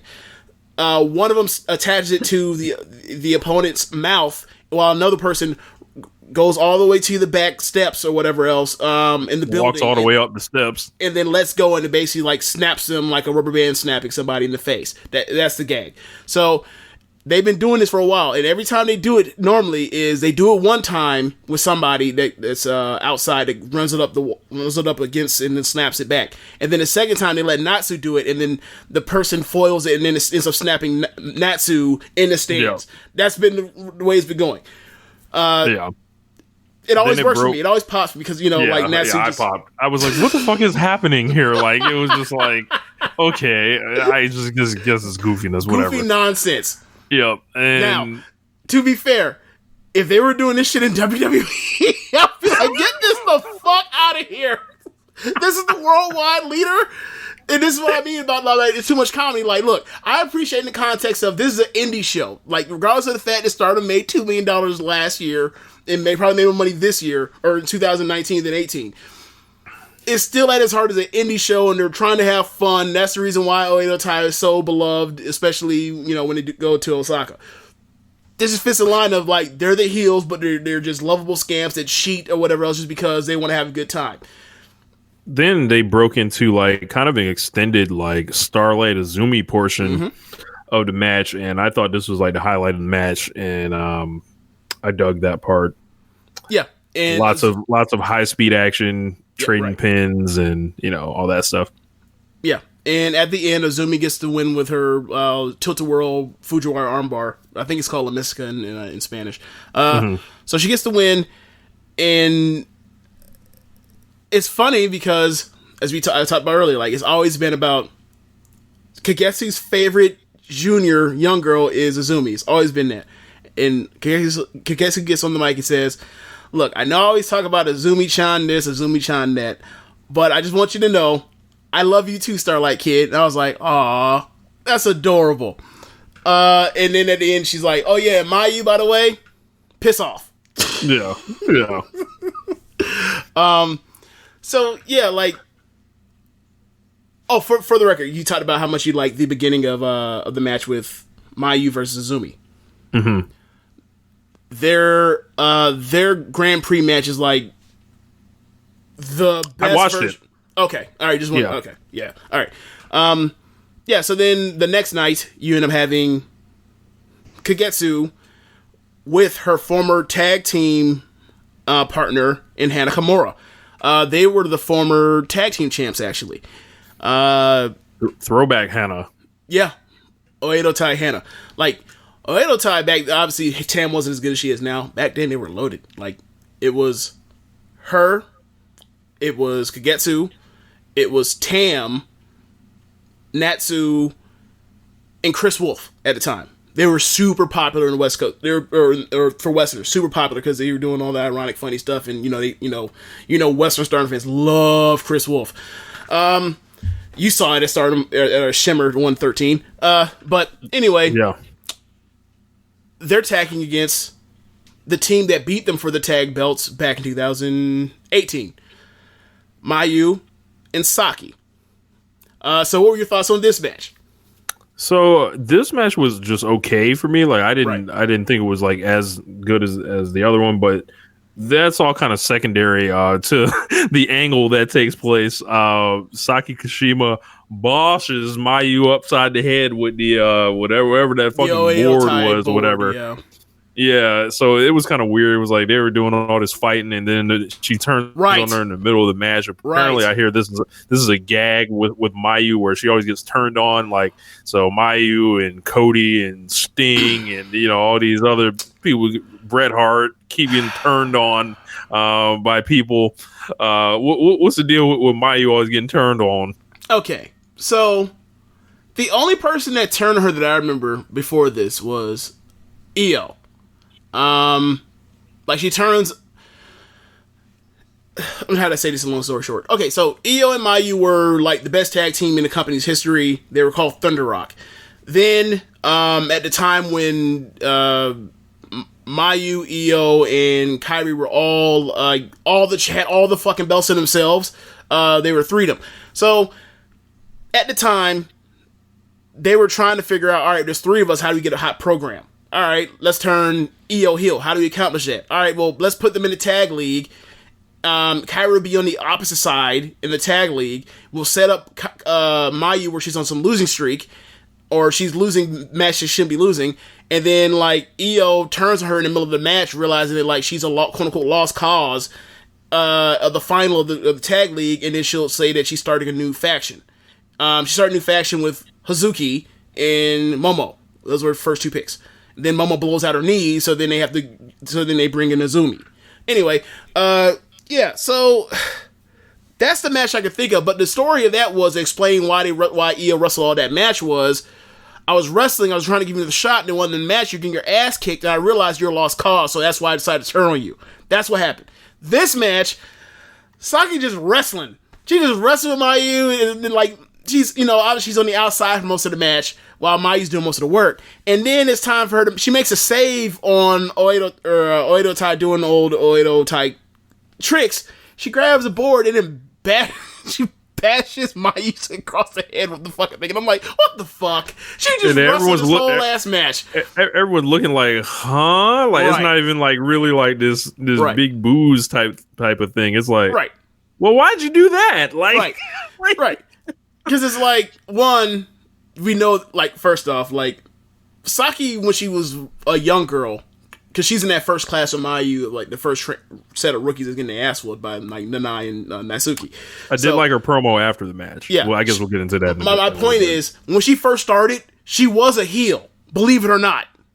So she's done this before. She has the chops to be a heel. But it's like, it's weird because I never saw none of that. I only heard about it. And I'm like, Smiley String Bean is out here, like, was out here beating people's skulls in? Okay, fine. I need to see it, though. I need to see it. Yeah.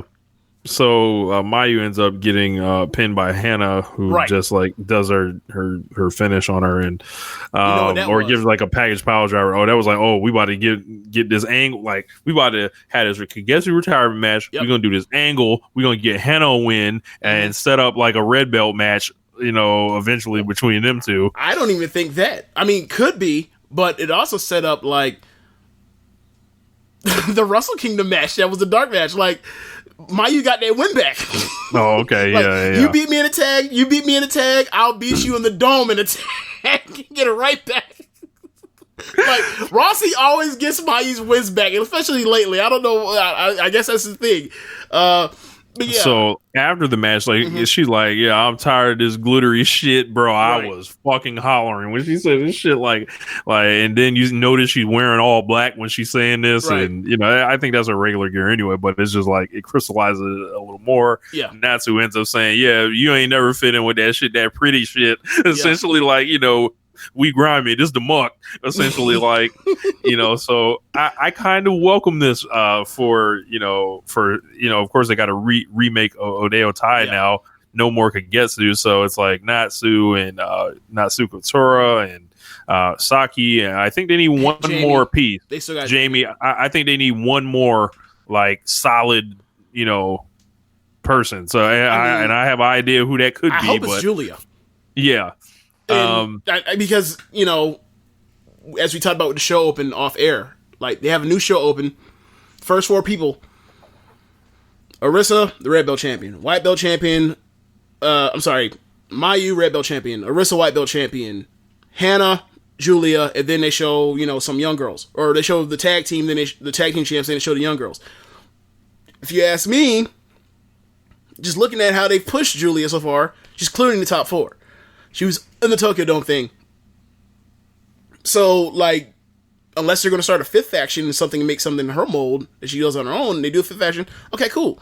They have enough people to do a 5th faction, but Oedo Tai doesn't really have a top star that they could push now that, like, their top 3 wrestlers are all out of the faction over the last 6 weeks. So they need to, like, Saki, I think, is a good number 3. She can't be number 1. Mm-hmm. So, like, and this is probably, like, in a vein, like, eerily similar to, like, Kenta jumping out on the new champion. So it's like someone they can beat. They had a personal connection, something like that. So I thought this was good all the way around. And then, of course, you get Kagetsu with, her speech to Hannah, and she talked about their history and everything like that. They ended up getting all sappy and emotional. And Hannah cried. So this was all really nice and interesting and fun to see. Like, the angles were awesome here. I would definitely recommend checking that out. Match not so much, but on the second one, but the angle, I would go with the first match over the second one there. But I'm looking forward to see what was happening. It was hilarious when Saki was cussing out stars and they were all just sitting there looking like hurt. Like, how could you do this to us? Right. Like fucking nerds and geeks. Right. And then you notice they all got them bright colors on. And it's like, yeah, this okay. It's too pretty in here. That's pretty much what Saki and Natsu were saying. Yeah. So one thing I do appreciate is they explain how those two could actually get along. Like, beginning, like, one of the feuds this year in Stardom was Natsu Sumire versus Saki, where Natsu is singing Saki's music. She called her country too, which is fucking hilarious. I'm getting to that. Where Natsu was antagonizing Saki by, like, singing her interest music when they would go to have matches. It would piss her off, and then, like, the whole matches would be based around, like, Saki getting pissed off, blowing her stack, beating the piss out of Natsu, and then Natsu would win via funny shenanigans because she's a comedy wrestler, and, like, completely thwarting Saki. Saki never beat her one time. not a once. So, anyway, they get to the point where it's like, okay, like, you country bumpkin, you delinquent, you're finally showing your true colors. And I like it. Come to Oedo Tai. And it's like, look, they made sense, and they also need the body, so, like, come to Oedo Tai. Like, on the death row. Yeah, it's like, do you want to be the number 2 or 3, or do you want to be the number 4 in stars? That's kind of the situation right here. Like, she could end up being number 2 in this faction. Right. I mean, obviously, well, it's weird with the Jamie thing, because I don't know how long Jamie's going to be around, like, but, because originally she was supposed to be here for the last 6 months of last year. She's still around. So, and she was also at a press conference with Bushiroad. Like, she may be signed. I don't know. Mm-hmm. But yeah, they're losing bodies in Oedo Tai, and they might break it up, but I'm glad they're going to keep it around for now, at least, and see what happens. Please come on down, Julia. Yeah, I think she can walk right in, like, and get it popping. I feel like I'm terrified. I think she's probably going to be the one to take. They're going to do a white belt match with her and Arisa, I think, eventually. Yeah, I can see that. I can see that. She's going to end the great reign of the great Arisa. Could be. I mean, if you throw that in, you throw in if you see a potential TAM rematch, like, that's like a dead giveaway, right? How far away is the Stardom draft? Is that in March? That's April. That's like mid-April. So, like, is that like I know the counters, like, their big shows are we in a lame duck period right now, or is there like their next Kurikan show is the 19th? Okay. Yeah. So on that card you have Mayu versus Momo for the red belt. The white belt is Utami versus Arisa. There's the retirement match between Tam and Kagetsu. There's one other match that's also a big match too. I can't remember. Hannah wrestling anybody? I think she's in the big match. I can't remember right now. If you feel familiar, I can find out real quick. So yeah, that sounds like a pretty big card. So what I was asking that for was, you know how the years are set up, like the end of the year, and then the draft is like months later. Like, you know, seeing. I'm just trying to like figure out the calendar or how the promotion works, but maybe it's best for me not to do that. So then everything's less predictable, and then it all just kind of plays out in its own fashion here. So at the Dome, it was Mayu and Arisa. They ended up getting that win over Julia and who was it? Julia and Hannah. Julia and Hannah. How could I forget Hannah? I'm sure Bushiroad would not like that. Yeah. They're headed towards fighting again. Hannah and Julia. Like I know they went to a draw in the climax or at the year-end show, but like they went to the time limit draw. They did nothing but fight each other and bicker when they lost that match in Tokyo Dome. Like they're headed towards fighting each other again. It's just a matter of time. And we're not gonna get this match, right? From everything we're hearing so far. No, they're not airing that. We're not. It's not going to be a Stardom World. It's not going to be aired. It's just a dark match. It was flat out dark match. I mean, I don't know if they even recorded it. Damn, somebody got to have the tape somewhere. If y'all know anybody got the tape, watch it. We find out someone like put it up on YouTube, like from their phone. That'd be right. funny. God, I saw the pictures that were coming out. Mayu was doing the moonsault. I saw a big kick Arisa did. So yeah, right. She probably did the backwards question mark kick. Yeah. It's almost like it's some Wilt Chamberlain scored 100, like where they put the pictures out.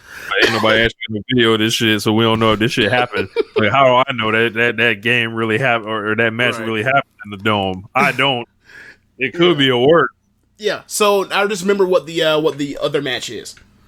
The other match is tag team title match between that they've been set it up since the tag or like right after.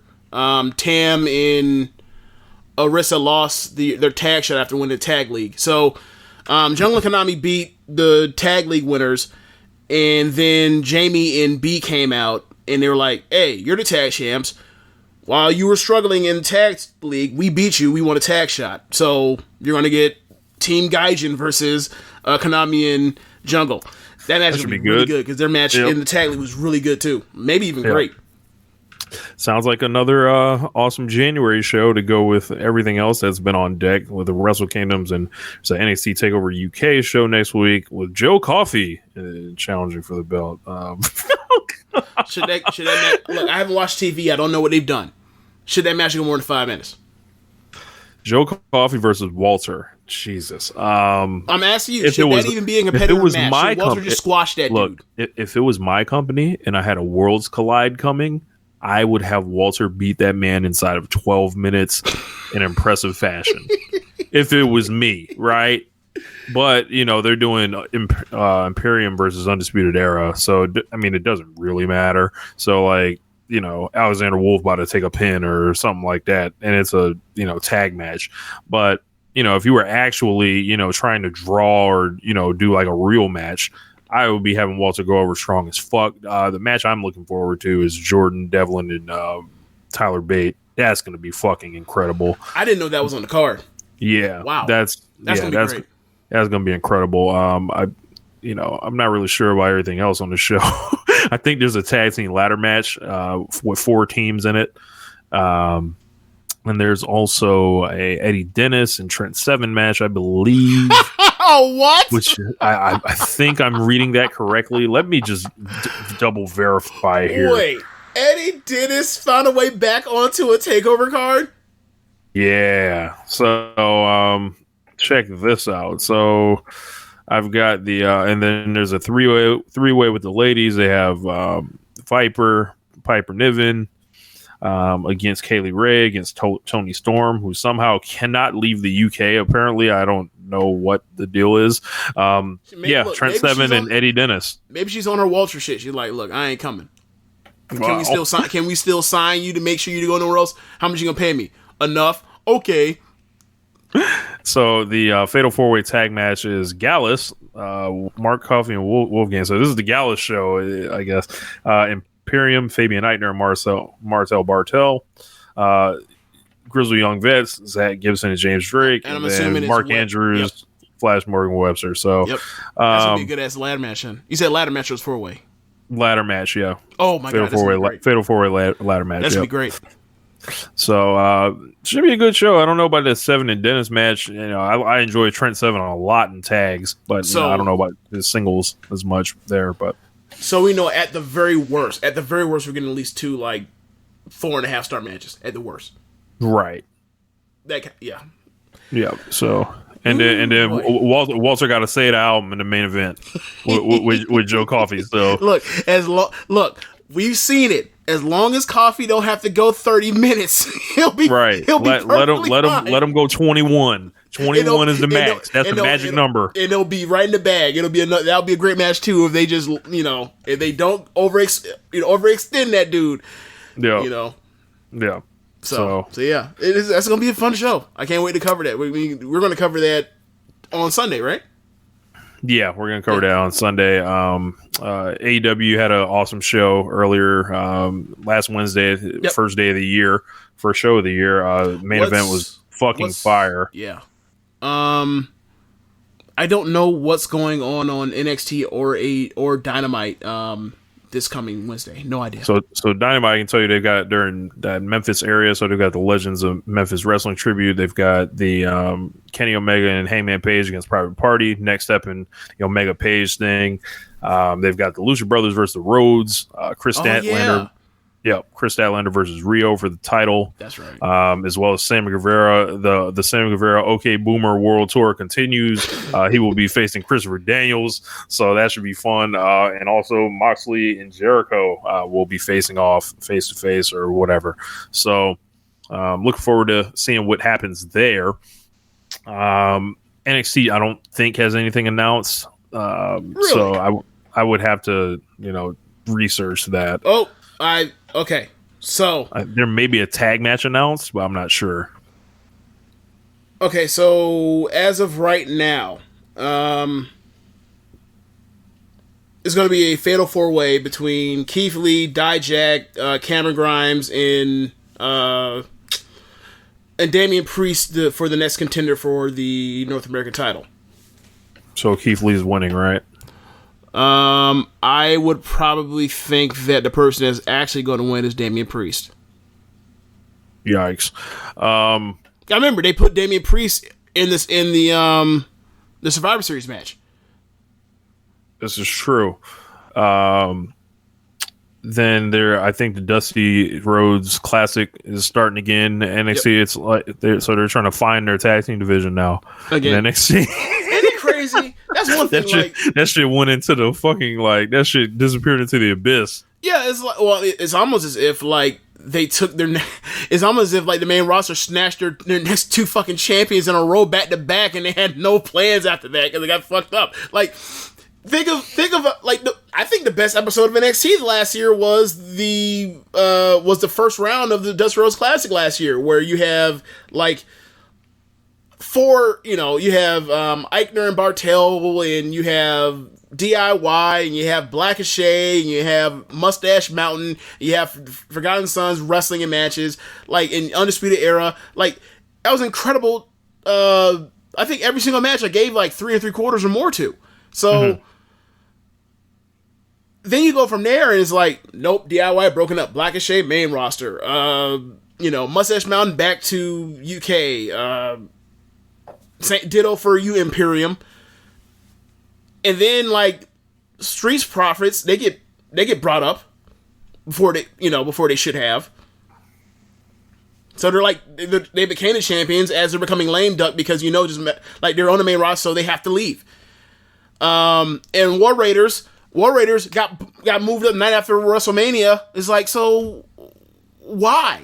They just won the titles in Phoenix. Bruh. The Big Show is back. What?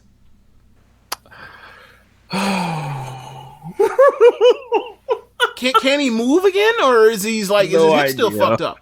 He's a babyface. He's teamed with Joe and Owens against Rollins and AOP, and they're going to have a fist fight next week.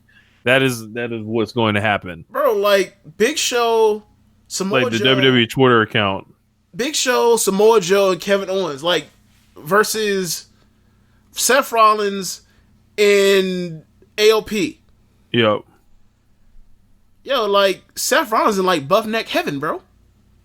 Yeah. Yeah. Lots of buff necks. Yeah, they're saying it's going to be a fist fight. That's what they're advertising. What does that even mean? Like it's basically setting up for is it setting up for WMD on Seth's jaw? My God, it might be setting up for WMD on Samoa Joe or Owens' jaws just to turn Big Show. 1 week, we gonna start running right back up. Like, look, you've been out for a long time. We ain't had time to turn you in a minute.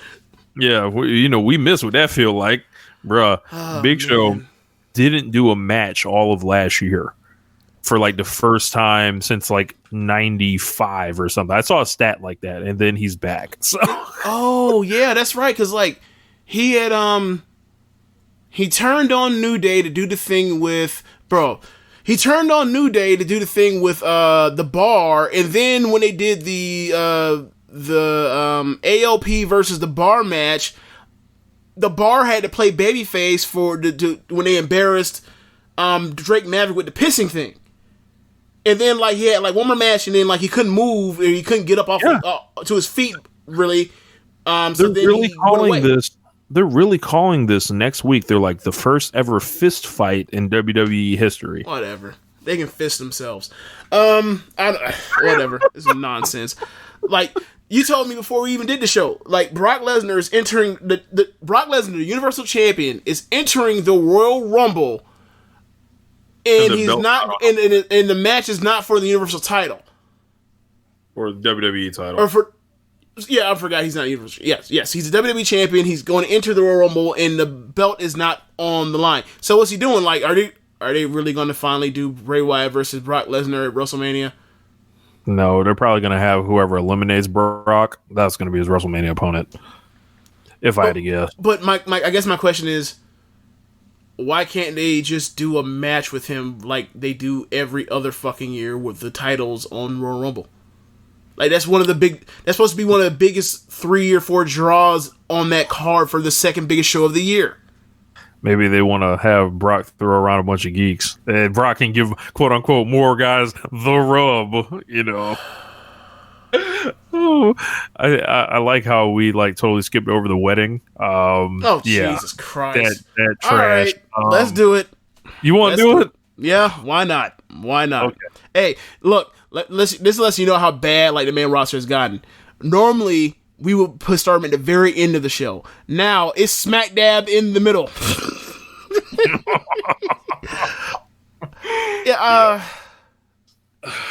Where do you want to start on this? Do you want to talk about the bad acting?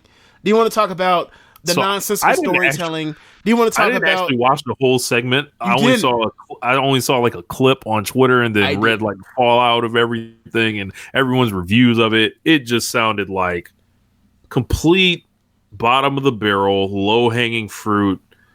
More evidence that Paul Heyman is washed and has no idea what to do with women, and just something that's just like, it's not for me. I don't know who it's for, and this isn't wrestling, so I don't, I don't know. It's just pure goofiness that I have no interest in. If I remember, I watched the whole thing. If I remember correctly, at 2 different points, the crowd started chanting Jerry, Jerry, Jerry, Jerry. That's not what you want on your pro wrestling / sports entertainment show anymore. That may have been a thing you wanted in the late 90s when Jerry Springer was doing crazy numbers. When you were doing crazy numbers by basically being inspired by some of that stuff, some of that sideshow stuff. And granted, apparently this stuff is doing pretty good traffic numbers or whatever else. But I saw them on the last pay-per-view. When the match started, no one gave a fuck. Correct. So, like, I understand people are watching it. I'm not saying kill it or scrap it or whatever else. But don't try to tell me that people are invested in this thing for the right reasons. Or for the reasons that you want anybody invested in any of the other stuff on the show. No. This is full-on sideshow, car wreck stuff. People are tuning in for the car wreck. Yeah. And, I mean, look. You're trying to do you're trying to, move some traffic and numbers or whatever else. I'm not saying that's the worst thing in the world. But, like, I need it also, like, if you're going to do it, I need some better acting on it to make it even better. Like, to me, I think that, like, nothing in this whole thing is working well. I think the story is trash.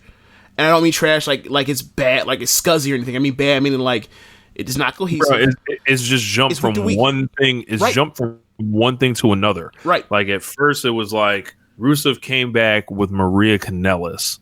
Yep. Then, and supposedly he was fucking her. Then Lana came back with Bobby Lashley. Right. And then with it was no explanation like, out of nowhere. They just dropped it on you. And then not even any any foreshadowing from previous weeks. It was like they do the bad thing. Where's Lana? And then like an hour later, she shows up with Bobby Lashley. The fuck? Right. It's just like it all keeps coming out of nowhere, and then Liv Morgan shows up, and it's like they just keep like moving it, sliding it over one more person until like who's gonna show up and say they were with Liv Morgan now, and it's just gonna keep going, and we're gonna eventually forget Lana and Rusev was the kind of beginning of this. Right, and the whole thing was Rusev said he doesn't care about them because, like, now that they're divorced, he ain't got to pay alimony. And then he jumps his big ass out the cake. Yeah, bro. Absolute zero. I'm like... Look, man, I like to think, I've done the ode to Rusev before. I like to think of Rusev as a man that's built like a refrigerator that squeezes the life out of people like a boa constrictor. I don't like to think of him as a dude that's out hiding in desserts. And And then Liv Morgan, they take a woman with a unique look. They take her with a connection to like the younger audience. And what did they do, James? They put her in a pantsuit like Hillary Clinton. Look, I see how they done the change. And the funny thing is, like, I think the last time we saw her, or not me, but like the crowd, was when she was doing the thing with Charlotte, and Charlotte said she was a joke because this is post Riot Squad. She said, I'm going to come back as something real. And what did she do? She come back as the fakest fucking thing imaginable. Like, the only way she could have came back as anything less believable would be like if she actually, in a way that some of these people online, like, they really wanted her to be oh my God, these people have to stop. That's the only thing that would have been faker than coming back as something real. They have to let this Sister Abigail pipe dream go. Yeah. Like, let it go. Put the pipe down. They wanted Paige to be Sister Abigail. Right. They wanted every woman to be Sister Abigail at some point. Well, except for like Alicia Fox and Naomi and Sasha. Yeah, everyone, should be Sister Abigail. And it's like, let that go. Right. I don't know why y'all talk to yourselves this far into this. I don't know what Liv Morgan, like, has over y'all, or I know Liv Morgan has a large, like, kind of social media following or whatever, but that don't surprise me at all. Yeah, this sparked up in a way where I couldn't avoid it on the timeline. Like, I think... Also, a lot of people also feel for her for what happened to her with Brie Bella, 2018. Mm-hmm. But man, like, people, and me and you, Rich, if I'm lying, I'm flying. You can go back to stuff we were talking about in 2014 with Bray Wyatt. The Sister Abigail shit was always mystery box MacGuffin shit. It was never actually a person. It was never going to be, look at the story. It all adds up. It all makes sense. Look at the tapestry, long form storytelling we've told. We've teased with all this stuff, and a new page unfolds in a new chapter of the Bray Wyatt stuff. No, He dropped you this mystery box shit, almost like he was J.J. Abrams, and expected the intrigue of this dude to be the fact that there's something coming. Nothing ever came. I knew nothing was ever going to come back in 2014 and maybe even 2013. Y'all all were like, it's going to happen. What are they going to do with it? Da da da da. Get on with it. Now, he's Mr. fucking Rogers / I don't even know murder what the clown. is. Yeah, murder clown, psycho clown, white psycho clown. Yeah. And this is where we are now. But back to the wedding. Back to Liv. Her acting is bad. Very bad. Yeah. I saw a gif of her when she was saying like, Lana, like, and it was just like, she was about to cry, and it was like, she was just far too like into it, but it wasn't connecting. And it was just like, think about this. We're doing shock lesbian heat. Right. And then think about this. She breaks up this woman that she loves wedding to this other person in front of all these people and embarrasses sleeveless Bobby Lashley. And who's has all the grease on. So much grease that like the grease, the makeup. Like we'll get to that in a second. But like he has so much grease on himself that like, does The Rock have to tell him he needs to stop because they're gonna run out? Bret Hart thinks that man, is used too much, like like oil and wetness. So, like, I'm trying to think. I can't come up with a joke. I was gonna make some joke about like The Rock, David Otunga, and Bobby Lashley like link up and like do something with the amount of sheen they have to moisturize the whole world. I don't know. Correct. I don't know. Like, wash away the sins of the world. Yeah, something like that. I can't make it work. I'm sorry. I'm not a comedian. But even though I try my best. So anyway, she comes out and in front of Lashley says, live my life, da da da da. And then Lana slaps the shit out of her, or either slaps shit out of her, or punches her, or kicks her, or whatever else. And then they have a pull apart brawl, and then like security comes out and escorts her away. Then it's funny because like I'm watching, I'm like, I see this big ass cake in this ring. Please tell me Rusev not in this cake. Please, like I was full on Steve Harvey from Kings of Comedy talking about Ray Caruth. Like I know good and damn well he ain't in this cake. God damn it, he's in this cake. Get your ass out of this cake. What the hell's wrong with you? Like, and sure enough, comes out the cake, start fighting, even though he had already said he doesn't care because now he doesn't pay for this evil woman that's like, was trying to take his money so he couldn't support his family on the other side of the Atlantic Ocean. So him and Lashley start brawling, and then next thing you know, after Liv had just been escorted out after saying all this stuff about whatever, she comes back into the ring and she helps. And she wants to through scrap the ring with Lashley and Lana, and then they celebrate together. Why y'all celebrate together? Y'all both in love with the same woman that wants to marry somebody else. How does it make sense? Yeah, man. I don't know if Rusev trying to trying to have two of them like Lou Will. I don't know if that's gonna work here, but remember he's a sex addict. Remember correct. That? Yeah. That's one part of the story. I don't know if that was dropped or what, but I mean, if Rusev was a sex addict, I mean, Lana literally, she went and got herself a Bobby Lashley and a Liv Morgan at the same damn time, apparently. So yeah, man, this is way too. This is 4D Galaxy Brain booking. This is just ahead of more. This is more than I'm capable of figuring out. This is a McMahon masterpiece. Clearly. So I'm not on the level here. Clearly, between married woman leaves flat. I'm gonna say it. Somebody is like been going through Pornhub and going through like cuckolding interracial, and someone's going through hot lesbian action, and basically like all of them covered. Everything's covered. Yes, like they just going through like, okay, what what do I like to watch in my pastime, and then like let's put it on screen for the people. And I don't know if it's Heyman or if it's Vince or if they getting together and they talking about what they like, and then they put it out on air. I would like for the weekend. Yeah, they swapped computers for the weekend and use the same browser. Look, I got homeboys that I know like would rent cars and like they meet up and they would swap rentals or whatever over the weekend. I ain't never heard of them swapping no shit like that. Swapping hard drives. That's some other shit. Not other shit, double other.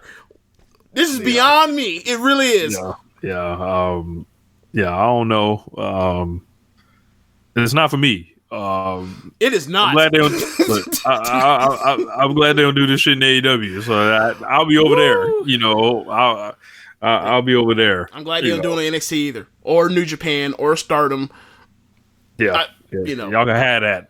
WWE main roster defenders and FDS. Y'all can enjoy this. This is for y'all. This has already been written on the 2020 FOH draft because they tried to sneak this by us. They tried to wait until we had the show in the can, and then they tried to wait until it wasn't 2020. No, motherfuckers. I wrote it down. We will remember this. I have a document started this year. FOH is gonna be real. You know, real for you boys for 2020. Wow, but really wild. Yeah. I don't have much more. But any other thought? Yeah, so nothing else, huh? Yeah, I think that's it, man. If you guys would, if you're listening to the show, and we do have the One Nation Radio solo feed up now, which you can type in One Nation Radio on whatever you see, and you should just see it under Social Suplex Podcast Network. You can subscribe if you just want to hear our show only on your feed, and every other show has theirs as well. We also have, the same main Social Suplex one. If you'd like to donate to the show, I believe there is a link that is in the description, and a little easy thing you can do on Red Circle. And just thank you guys for rocking with the show. Make sure you guys drop your awards votes, because that's going to be something we're going to be doing probably, one of these weekends here. I'm going to have to do like the tabulations, but we wanted to get through a lot of these big January shows, and then we could, roll into one of those weeks with the awards special. I didn't cram it this year. I was like, why am I cramming it? So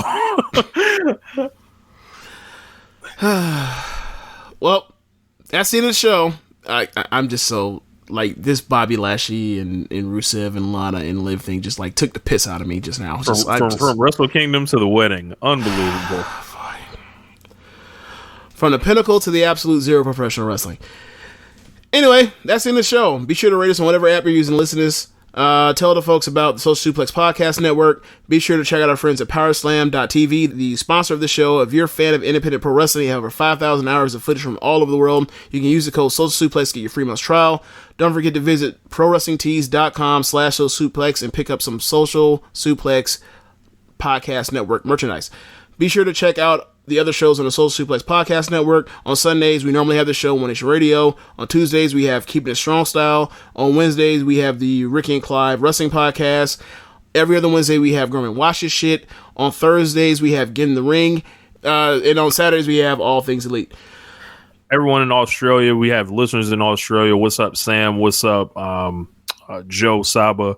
Hope you guys are staying safe. I know there's a lot of stuff going on with the fires and everything out there. So sending my best wishes and hope that thing comes nowhere near y'all. Yeah, well said. That's the end of the show. Thanks for listening. Later. Peace.